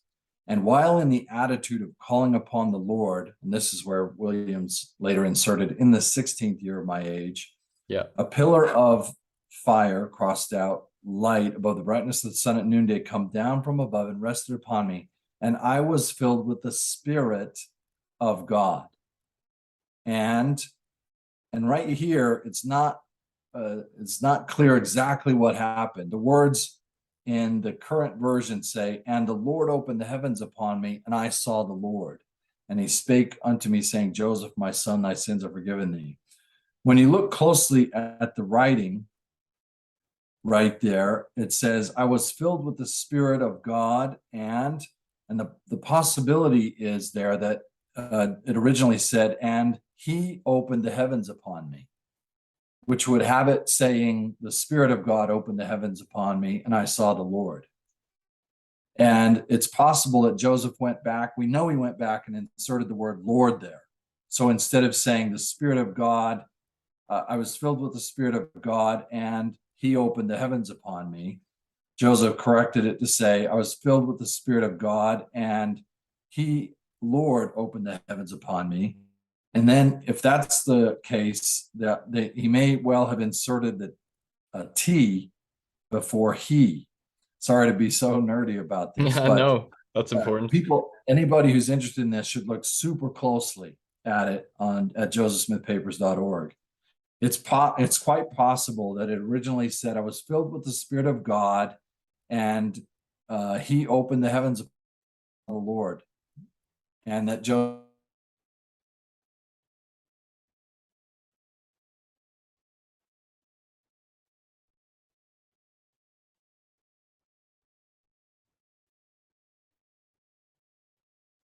in a paper, pen, and ink, and a crooked, broken, scattered, and imperfect language. I don't find reasons to, I don't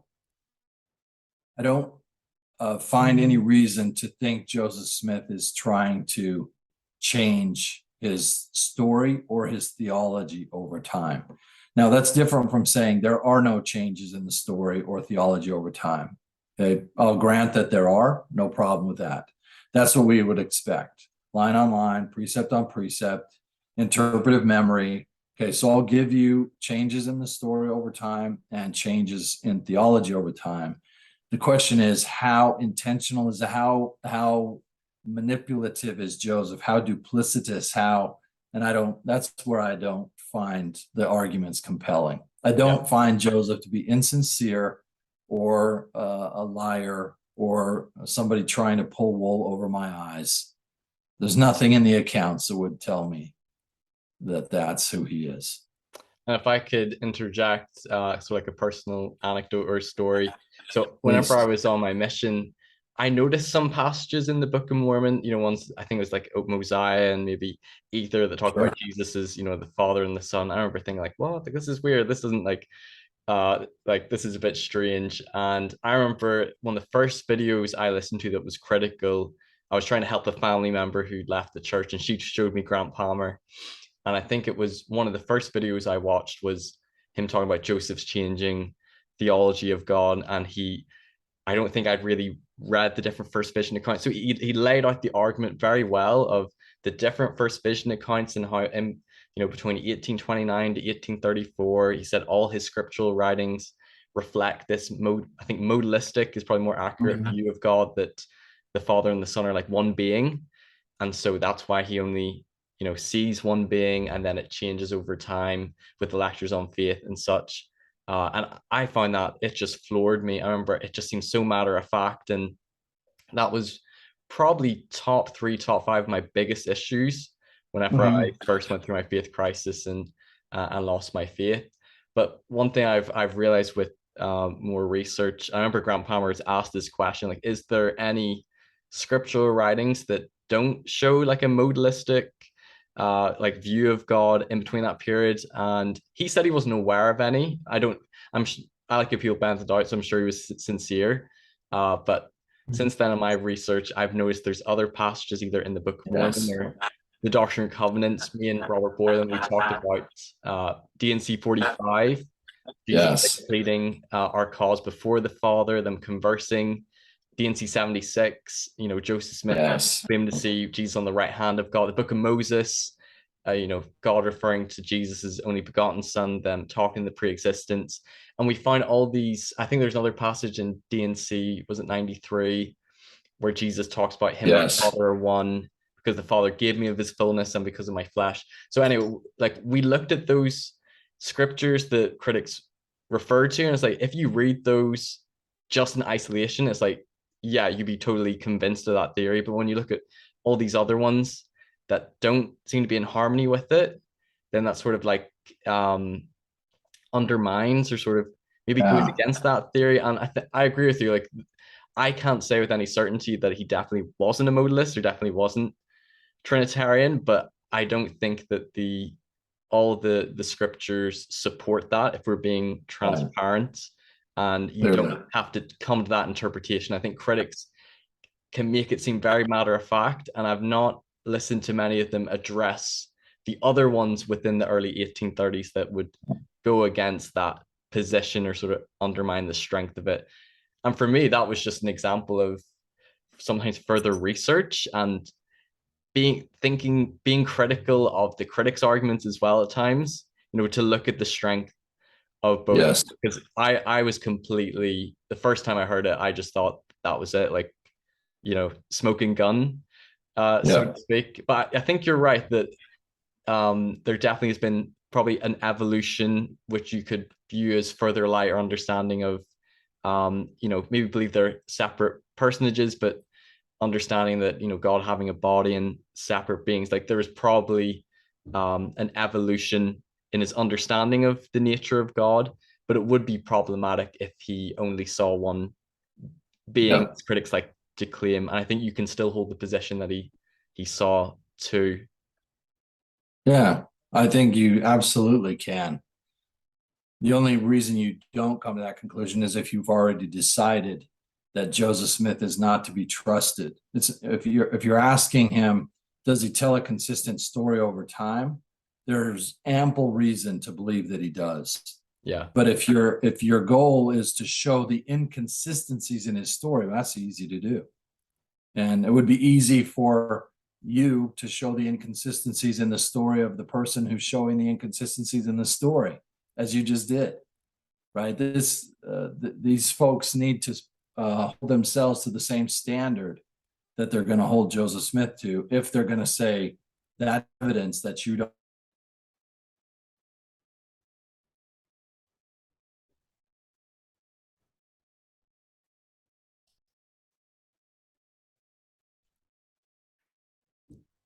Sorry, Steve, you broke up. You just did a really great example of things.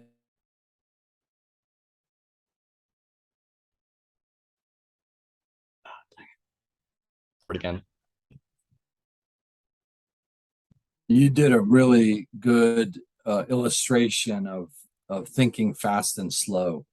So listening to Grant Palmer and being overwhelmed, really impressed by his argument without realizing that you're only hearing half of the evidence or so. That's fast thinking, right?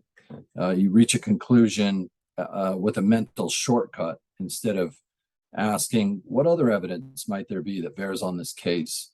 And then you showed us an example of how you thought slowly, how you thought about what other passages of scripture might there be? How should I think about them? What if I took the total body of evidence together? What conclusion would I come to then? That's thinking slowly, and that leads us to truth. Whereas thinking fast short circuits our quest for truth. Totally agree.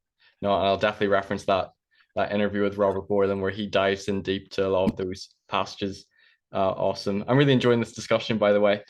So another criticism regarding this is like the embellishment as well is so some of Joseph Smith's family members like Lucy, William Smith, and I believe Oliver Cowdery referred to sort of like the beginning of the restoration, or like his first vision being the visitation from the angel Moroni, and that he's the one that tells him his sins are forgiven, and sort of like the state of the churches, making it seem like that was the beginning, and then the vision accounts of the Father and the Son was like a later change or embellishment. And some critics even point to some of the early church leaders, and you allude to this a bit in your book, that the first vision wasn't really emphasized among some of the early church leaders until it was canonized, except for maybe I think John Taylor and Orson Pratt talk quite a bit about it before that time period. But could you maybe give your thoughts on that? Yeah, so a simple way to get at this is, who would know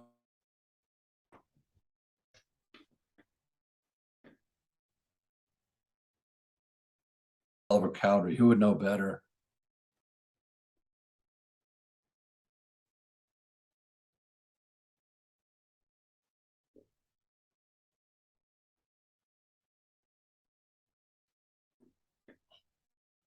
Sorry, everyone, we're just having some technical difficulties. Okay. So we need to ask ourselves, who knows better what happened in the Sacred Grove, Joseph Smith or his little brother William, or his mom, or Oliver Cowdery? They don't know what happened in the Grove. The only way they know anything about it is if they heard it from Joseph Smith. So it doesn't make good sense to use them as the standard for what happened in the Grove and then measure how far from that standard Joseph Smith is. It should go the opposite direction. Okay, William is a tiny, not tiny, but he's a little boy at the vision. I showed that his memories of the vision are completely inconsistent. I showed, as others have showed, that Lucy doesn't have on record an independent memory of the vision. When she puts it in her memoir, she just cuts and pastes Joseph Smith's manuscript history. She doesn't know from her own experience what happened in the Grove. Okay, and she doesn't even show a memory of Joseph coming home from the Grove and telling about the vision, which is consistent with Joseph's own. He doesn't say that he told his parents about the vision. I know people assume that all the time, but there's none of the records that say he told his family about the vision. So we need to ask ourselves, who knows? Who knows what happened in the Grove? Joseph, he's the only one. So it doesn't make any sense to use Oliver Cowdery's version of what happened in the Grove. I analyze at great length in the book, Oliver's version and so forth. So the people who are interested in the real details can go there if they want to.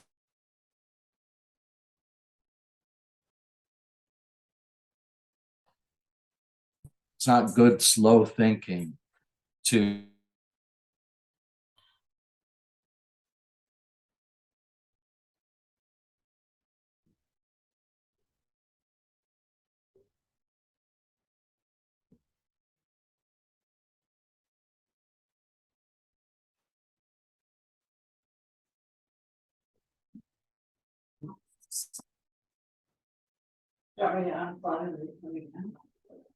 Yeah.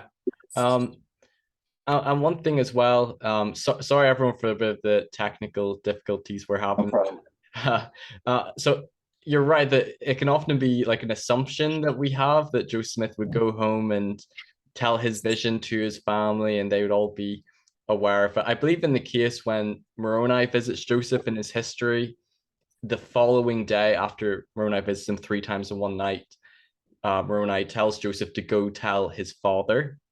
So in that case, he was told, go tell your family about this.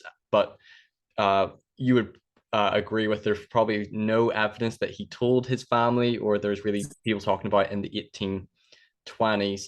Some critics, like I know Fawn Brody said in her book, the 1832 and 1835 account hadn't yet been, brought to light. So she believed it was just fabricated or invented in 1838. But it was interesting reading in your books, and I think I read also in the Fair Mormon website that there's some evidence of him telling some people, even in the 1830s, outside of these primary accounts of his first vision. Could you talk a little bit about that?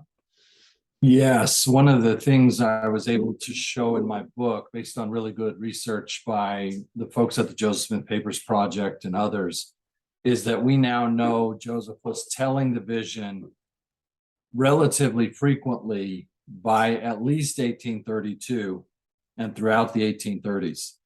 We used to, based on the scholarship James Allen did, and he is the founding father, along with Milt Bachman, of First Vision Scholarship. I'm not trying to cast any aspersions on Professor Allen, who's one of my heroes. But as best he could tell from the research he did and published in the 1960s, Joseph wasn't talking about the vision publicly until he got it written in the late 1830s and published in the early 1840s. We now know that that's not the case. The telling to Matthews is not an anomaly. It's a regular occurrence. It happens again a week later. It happened before and after. So it just so happens that that version of it got recorded, but that doesn't mean Joseph wasn't telling it relatively frequently, at least from 1832 on. Yeah. Yeah, and you talk about in your book as well, because when we went on our missions, I assume it was the same in yours. The first vision was in like the first lesson that we taught, it was sort of like the beginning of the restoration. And we kind of probably assumed it was always like that. But you talk about a little bit in your book that in the early days of the church, when they were first converting people, they weren't talking about the first vision. They probably weren't aware of the first vision. They were talking more about, new scripture and God calling a prophet again. And yeah, we kind of assume that the first vision was always the beginning narrative that new converts were taught, but that's not how it was, and it wasn't later emphasized for many decades, even after it was first published. That's right. Yeah, that's right. Yeah, awesome. And you also mentioned as well that the church's, I can't think of the word, trademark, I don't know if that's the right word, was sort of like polygamy up until when they stopped the practice of polygamy, and then the first vision became like the church's real trademark, like setting them apart, and it became a lot more emphasized. I don't know if I'm using the right words, but you talk about that a little bit in your book. Yeah, this is based on Kathleen Flake's brilliant research. She showed years ago now, in a really important article, and then her book about Reed Smoot hearings. She showed how, led by Joseph F. Smith, the Latter-day Saints replaced memory, is what she calls it. This is where we went from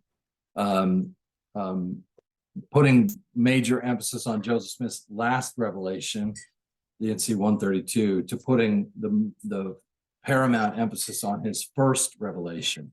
the first vision. Yeah. And one of my favorite things about our history is the way Joseph F. Smith led through that very difficult passage and made that change. Yeah.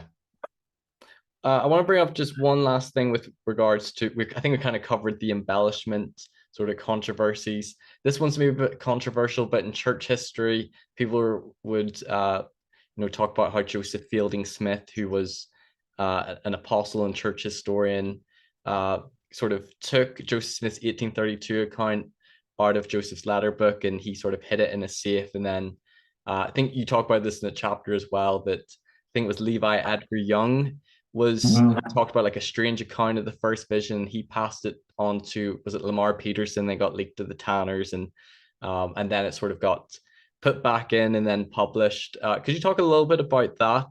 Because some people have found that maybe interpret it as maybe a troubling aspect, that maybe Joseph Fielding Smith was trying to conceal it. Sure. Could you talk a bit about that? Yeah, I'll be glad to. What you just said is a wonderful combination of stuff that we know and stuff that we don't know. So we don't know. We know that the 6-page 1832 autobiography was at some point cut out of what we now call the book that it came from, and it's now back into. We don't know who did that or when they did it. So some people are quite sure they know that it was Joseph Fielding Smith or somebody he tasked with it, but we don't know that. And so I'd be thrilled to know one way or the other what that's all about. And I've tried, a lot of other people have too, and we don't know. So it's not wise for us to, we're prejudicing the matter if we decide that Joseph Fielding Smith is our bad guy, right? He's the one who's behind all these things. Now, having said that, a bunch of what you just said there is exactly right. Joseph Fielding Smith did keep the 1832 account in his father's safe. He didn't share it widely. It was not common knowledge.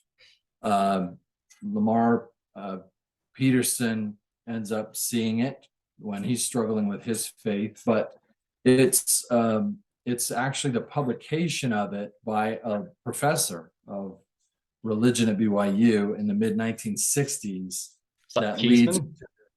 What's that? Yes. Cheeseman? Yeah. And him putting it in his master's thesis is what leads to Sandra and Gerald Tanner getting it and publishing it then as well. So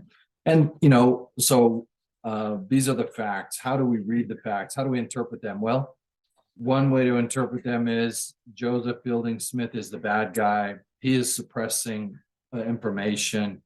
He and President McKay, so forth. So, okay, that's one way to interpret it. Another way is to think about what I said earlier about they don't live in the information age. They don't have the assumption that everything they know belongs to everyone else. And they come from a history, especially Joseph Fielding Smith. He remembers vividly his father telling him about seeing a bullet in the side of his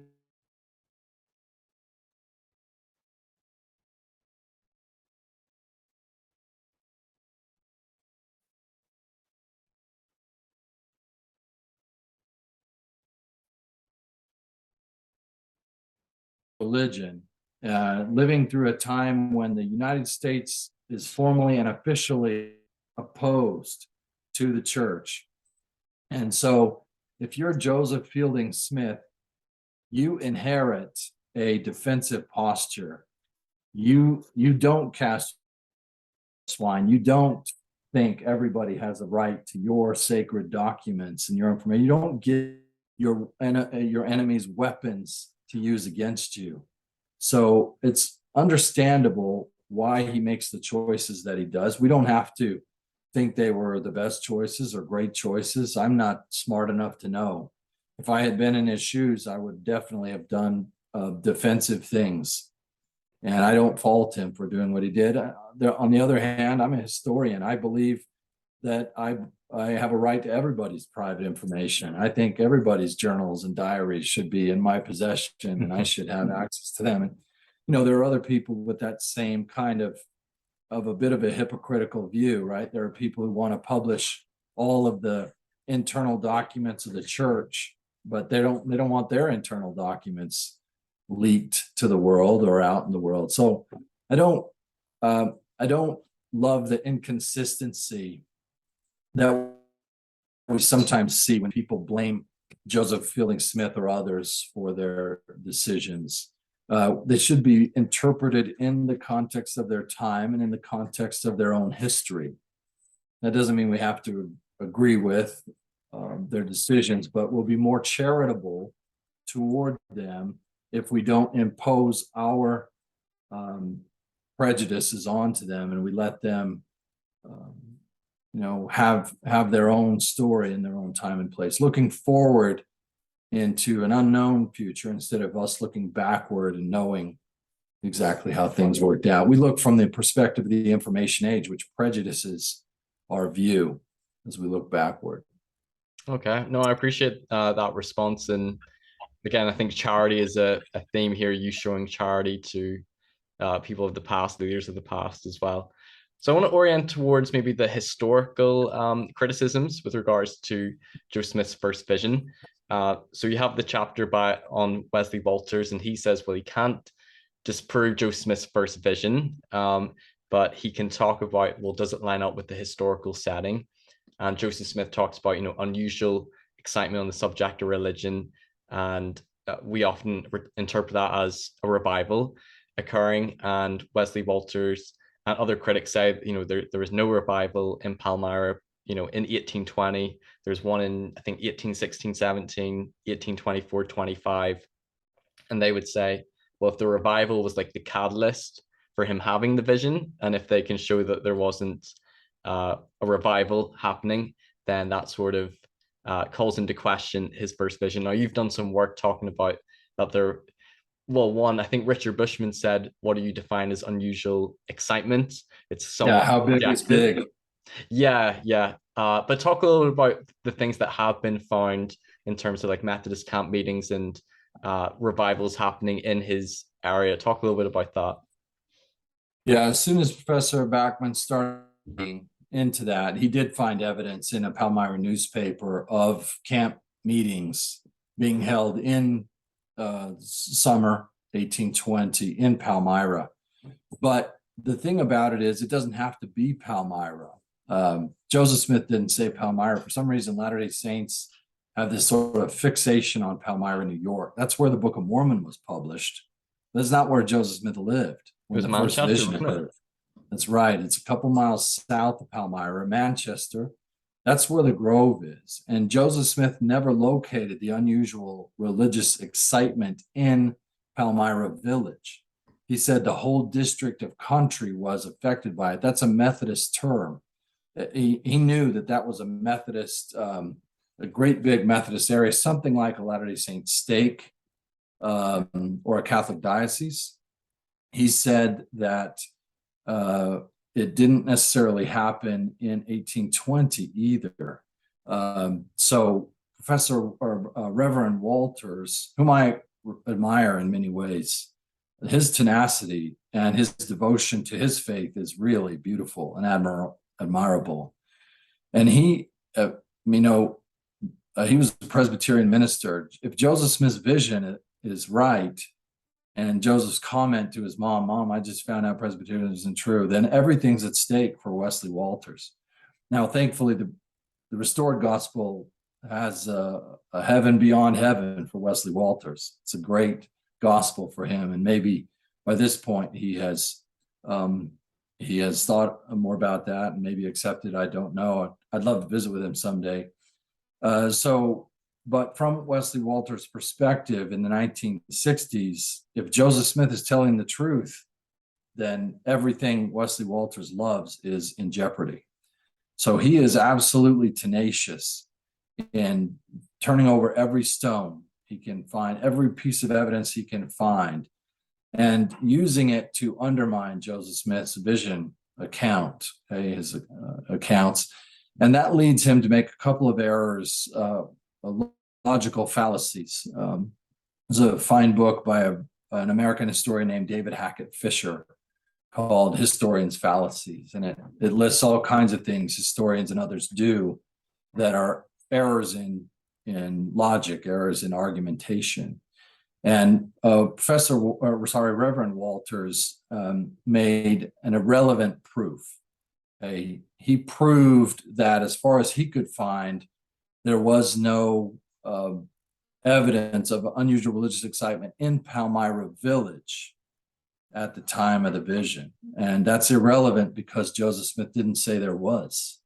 Joseph didn't locate it there. When we look for unusual religious excitement in the area Joseph specified, we find plenty of it. There's ample evidence. It fits exactly what he said. It started with the Methodists. It soon became general. There's plenty of evidence for unusual religious excitement. Some of the best of it is in journals of a Methodist minister. Those journals are now at the University of California, Santa Barbara. Anyway, that's a sampling of Reverend Walters. I studied his papers intensively for a week in St. Louis a few years ago, and it was a really interesting experience to get to know him better. I gained a lot of admiration, love even, for Reverend Walters.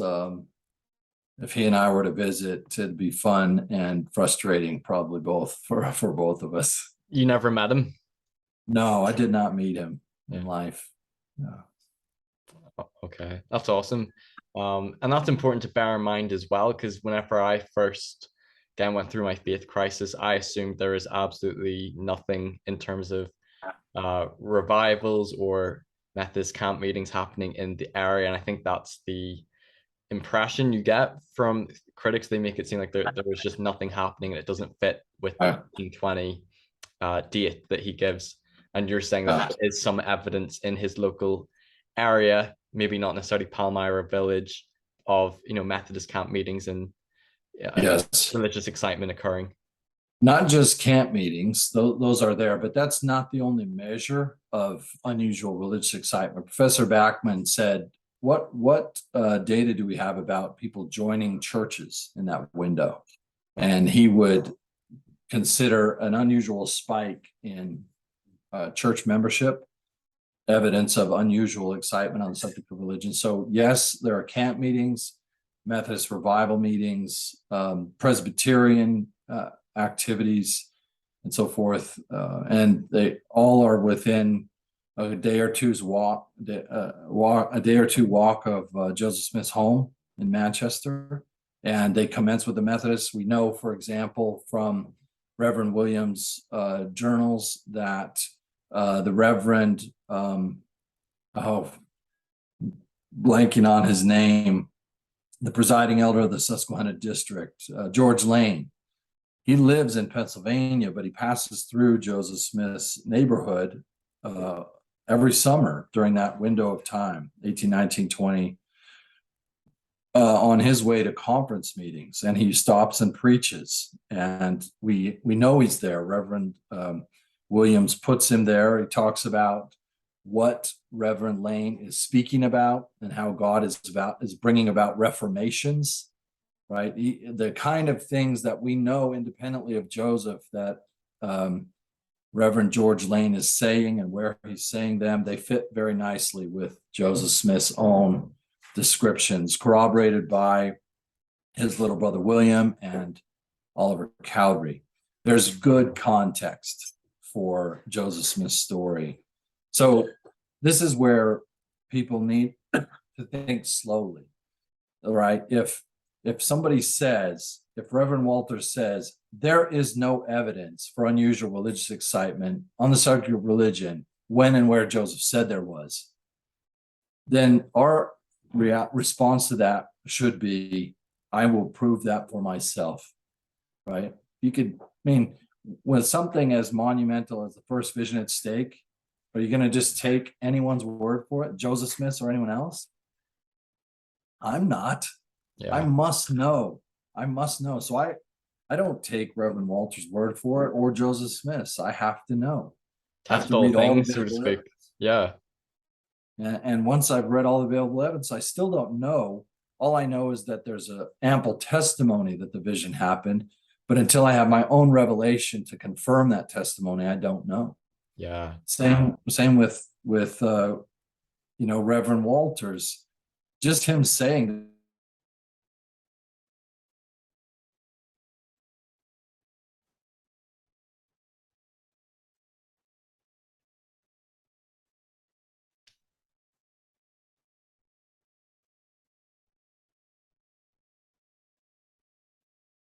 Sorry again, everyone, for the technical difficulties.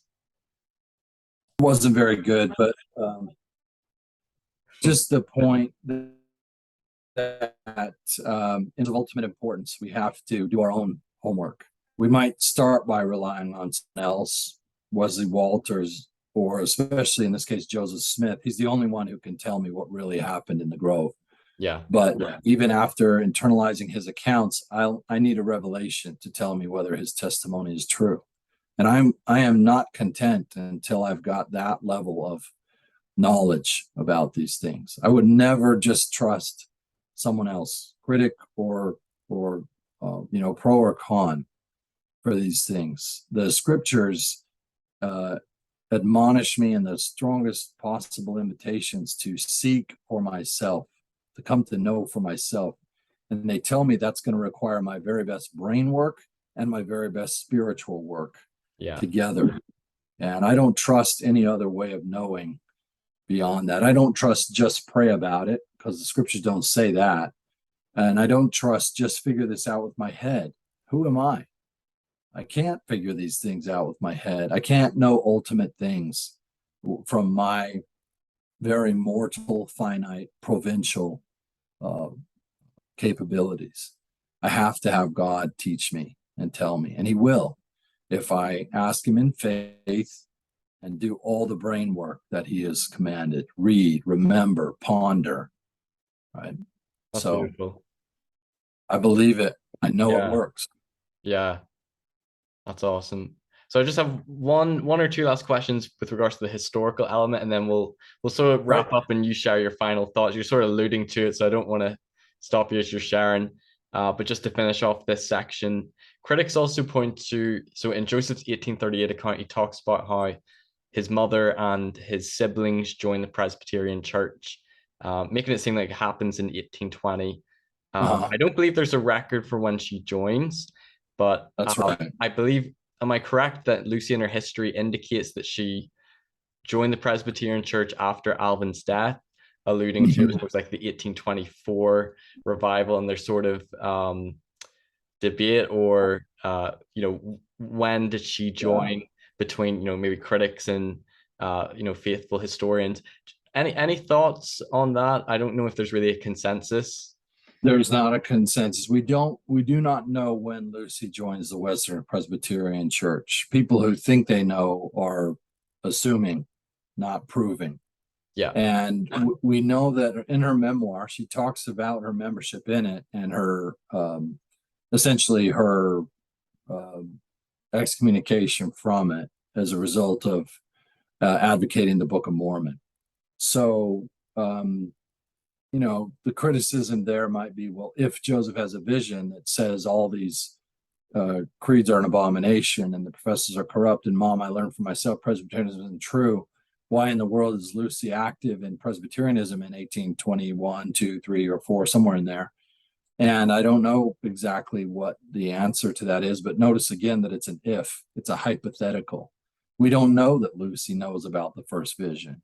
We do know from her memoir that Joseph tells her, Mom, I know you keep trying to get me to go to church, but I'll learn more in the woods with my Bible than you will by going to your church today. So her memoir is not incompatible with Joseph's accounts.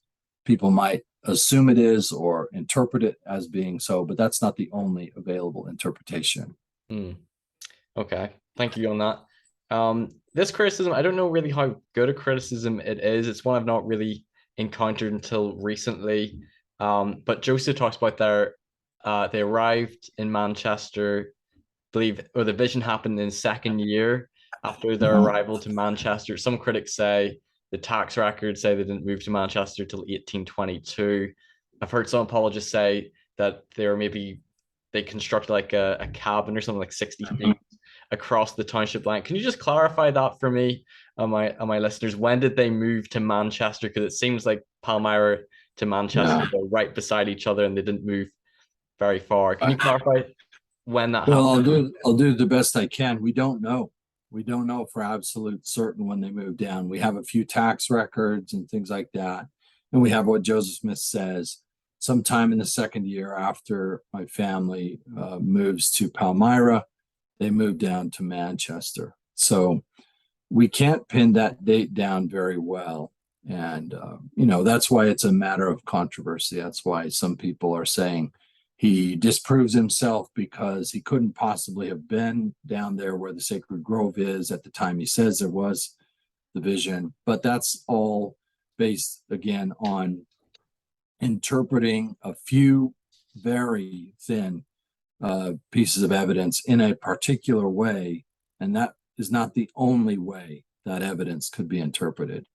It's making more out of it than it can bear. Right. Gotcha. And notice what it does too, right? It accepts these tiny pieces of evidence as, if they all work together in a particular way, it disproves Joseph's vision.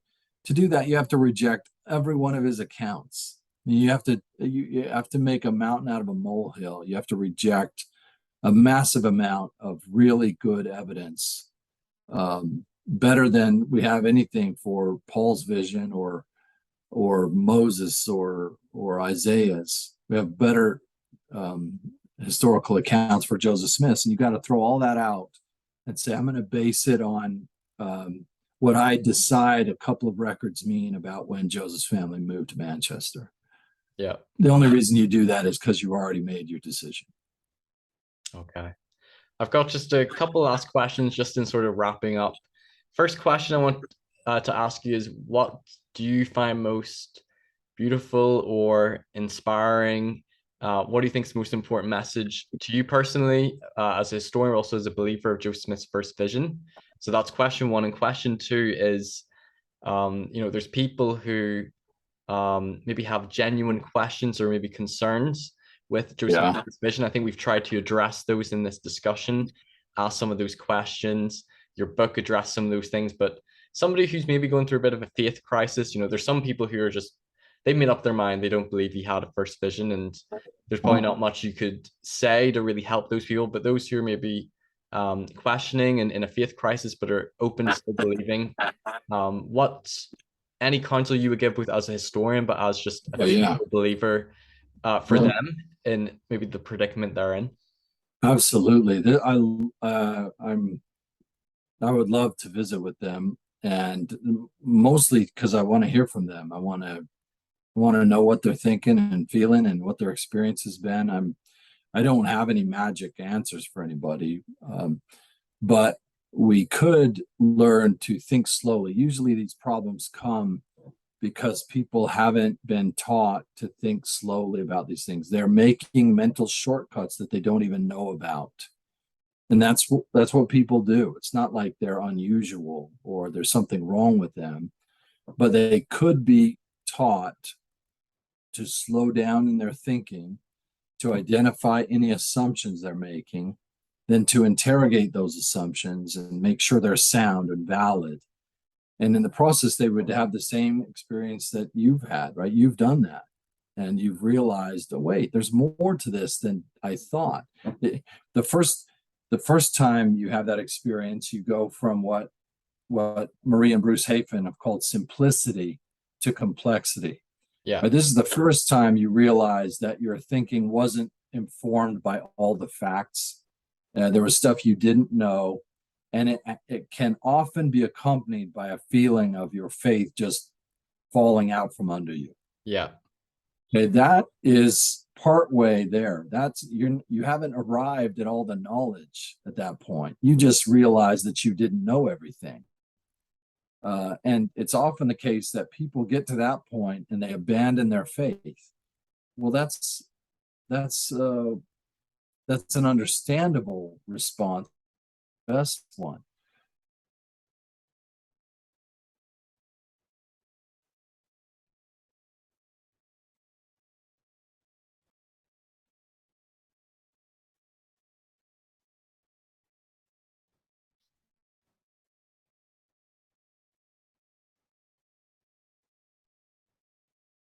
Yeah. Sorry, everyone. We just had some technical difficulties, so Steve's not on his phone, but he's going to continue with sort of the thought he was on. Thanks for bearing with us, everyone. Thank you. So can't quite remember where we left off, but what happens to us is, and this is common, is that we think we know, and then we find out more facts. We learn more knowledge that we didn't have before. And that often comes with a jarring feeling, a dissonance or tension, and it can make us feel like what we knew was not true. Sometimes that's the case, right? Sometimes we might think all parents are kind and dear, and we might find out that's not true. We might find out that a primary song is a simplified version. Faith is like a little seed. If planted, it will grow. And that's fine, but we read the scriptures and we find out faith isn't the seed. It's the word of God that's the seed. And exercising faith in the word of God is the experiment upon the word. And so we learn, in other words, more complex versions of the truth. Yeah. And that's to be expected. That happens with every single subject that we study anything about. But for some reason, when it's connected to our faith, it can make us feel like we've been deceived or lied to or duped. It can give us a very, very unsettling feeling. And that is sometimes called complexity. Okay, the addition of more knowledge, the complicating of the narrative because of that knowledge, that's complexity. Now, the pity is when people stop there and think they now know something, right? That's not the case. Okay, we know a little more, but not everything there is to know. And if we work our way through complexity by learning the facts, understanding that facts don't interpret themselves, that we impute meaning to the facts, and there are a variety of possible interpretations. Okay, when we're in the simplicity version, we think there's only one way to possibly interpret these facts. In fact, we don't even think about it that carefully. We just assume there's just one way. And then we realize there are many ways, or at least multiple ways, and more facts than we thought. Well, if we will keep going and question our assumptions, interrogate the things that we thought we knew, and keep studying, doing so by prayerful, spiritual, and intellectual work, then we can come to what is sometimes called other side simplicity, the simplicity on the other side of complexity. That's where we know the facts, and we realize there are various interpretations for the facts, and we intentionally choose the one that makes the most sense to us and that meets our needs best. Okay, that is a legitimate, faithful search for truth. It's what you've done. It's what I've done. It's what lots of people do, and they do it successfully and happily. There are ways to work through faithfully and legitimately without intellectually compromising anything or spiritually. There are ways to find the simplicity, the truth on the other side of complexity. I love that. That resonates so much. It reminds me of Leo Winiger, who I think he reached out to you when he was in a faith crisis. I love Leo. He's such a great guy, and he talked about his faith being simplicity to complexity, and simplicity beyond complexity, similar to what you were saying. And I liked how you said how like for me, the more I research, the more I realize that there's a lot I don't know. And I think probably a lot of people can feel like that. The more you research something, you realize that I was wrong about things, or I had assumptions that there's more to know, and there should be an element of humility. And sometimes I feel like it can be believers themselves who think they know everything there is to know about the first vision, and they haven't maybe studied into the different accounts or some of the controversies. And likewise, a critic or somebody who leaves me whenever I first lost my faith, I thought I knew everything there was to know. And so there's an element of you continue to research and continue to intellectually study things out. And I think you've also showed that there's different ways that you can interpret the facts, and you can draw this interpretation, or you can draw a faithful interpretation. And in some ways, there's almost room for both. And I think ultimately, I want you to share your final thoughts on what's most meaningful and inspiring to you about the first vision. And I kind of came to this sort of conclusion when me and Dan Vogel had a discussion about the witnesses, that a lot of it does kind of come down to faith, and there's an element of uncertainty. I remember whenever I had a discussion with my stake president about the different first vision accounts, and he kind of said to me, ultimately, the only person who really knows what Joseph experienced was Joseph Smith. And like you said, we can study the accounts, we can pray about it and try to seek our own spiritual witness, but we don't know exactly everything he saw, everything he experienced. And there's going to be that element of faith on both sides, faith to believe he didn't have a vision either. I guess in my experience, I have found, reading the accounts themselves, the 4 primary, the 5 secondary, like read through them yourselves, look at what, critics have to say, listen to the faithful interpretations. And again, like what you talked about, like seeking a spiritual answer, like what Joseph Smith, I think that's a message that I love about his first vision that resonates most with me, is that when he was wrestling and struggling with questions and doubts, or like he wanted to find the truth, like that he went and sought God in humble faith, and that we too can receive answers and revelation, and the light can come in periods of darkness. And whenever I read his first vision accounts, and again, this is faith on my end, but he seems sincere, especially when he says, like, I knew it, I knew that God knew it, I cannot deny it. And you can interpret it as he's lying, or he's sincere, but it's all hallucination, or that he's sincerely telling the truth. And there's different interpretations one can draw. So I want to close with you sharing what you find most meaningful and inspiring and beautiful about his first vision in your life. Well, thank you. I'm really edified by what you've said. It's been great to visit with you. Yeah, I've loved grateful. this interview, this discussion. 2 things, and they echo things you've said, and they are that Joseph found the testimony of James to be true. If anybody lacks wisdom, they can ask of God, and God will not upbraid them. He doesn't hate them. He loves them, and he'll answer them. He'll come to them. I don't mean that necessarily in the vision way that we read about in Joseph Smith, but I know from my own experience, even though my answers are less dramatic than Joseph's, they're no less real, and they're no less powerful in communicating God's love to me, his forgiveness, his desire to have me in his family, and to be my father, and for me to be his son and belong to him through the atonement of Jesus Christ. Those are truths that Joseph Smith learned in the vision. And the other thing I would emphasize is that Joseph showed us how to do this. His vision is a model for us. He made the point that he's not elitist. Joseph didn't think he's the only person who could receive God's love and forgiveness and redemption. He spent his life and gave his life ultimately to bear testimony that all of us can come to know for ourselves. We can know Christ. We can come to Christ, and Christ will come to us. And the beautiful revelations the Savior gave to Joseph Smith bear this testimony. From the Book of Mormon to the Doctrine Comes to the Pearl of Great Price. So I'm grateful for the way of knowing that the first vision teaches us. I'm grateful that it shows us that you can be a sinful teenager and not outside of God's love, not beyond his care or concern.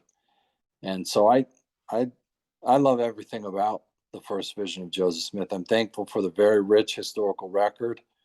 I'm not afraid of it. I love to study it. I want to know everything about it. And it does not disprove that he had a vision. It also doesn't prove that he did have a vision. What it does is bears testimony often that he had a vision. And then you and I and everyone else can take that testimony and act in faith on it and come to know for ourselves that Joseph Smith told the truth. I love it. Stephen Harper, thank you so much for coming onto my channel for this amazing discussion interview we've had on Joseph Smith's first vision, for answering a lot of the tough questions people have as well. And I hope people have really enjoyed this. Again, check out his book, First Vision, Memory and Mormon Origins as well. And if people wanted to reach out to you, if they had any questions, you said you'd be open to that. How could they get in touch with you? Email would be best. Stephen Harper at byu.edu. STEVENHARPER at byu.edu. I'd love to hear from anybody. Yeah, and I'll put that in the description as well. Thank you so much for everyone watching this episode, this interview. If you've appreciated it, please give it a thumbs up, please like and comment underneath any of your thoughts, any comments you have, any questions that you have as well. And I appreciate if you would share this with other people to listen to what Stephen Harper has to share on the first vision. And please subscribe to my channel as well, Mormonism with the Murph, where we try to do fair and objective analysis of church history and the church's truth claims. And I strive my best to be fair and objective and to hear from both, faithful historians and scholars and critics as well at sometimes. And if you appreciate this, please like, share, and subscribe. Thanks, Stephen, for coming on. Thank you, brother. Good to be with you today. Take care. Be well.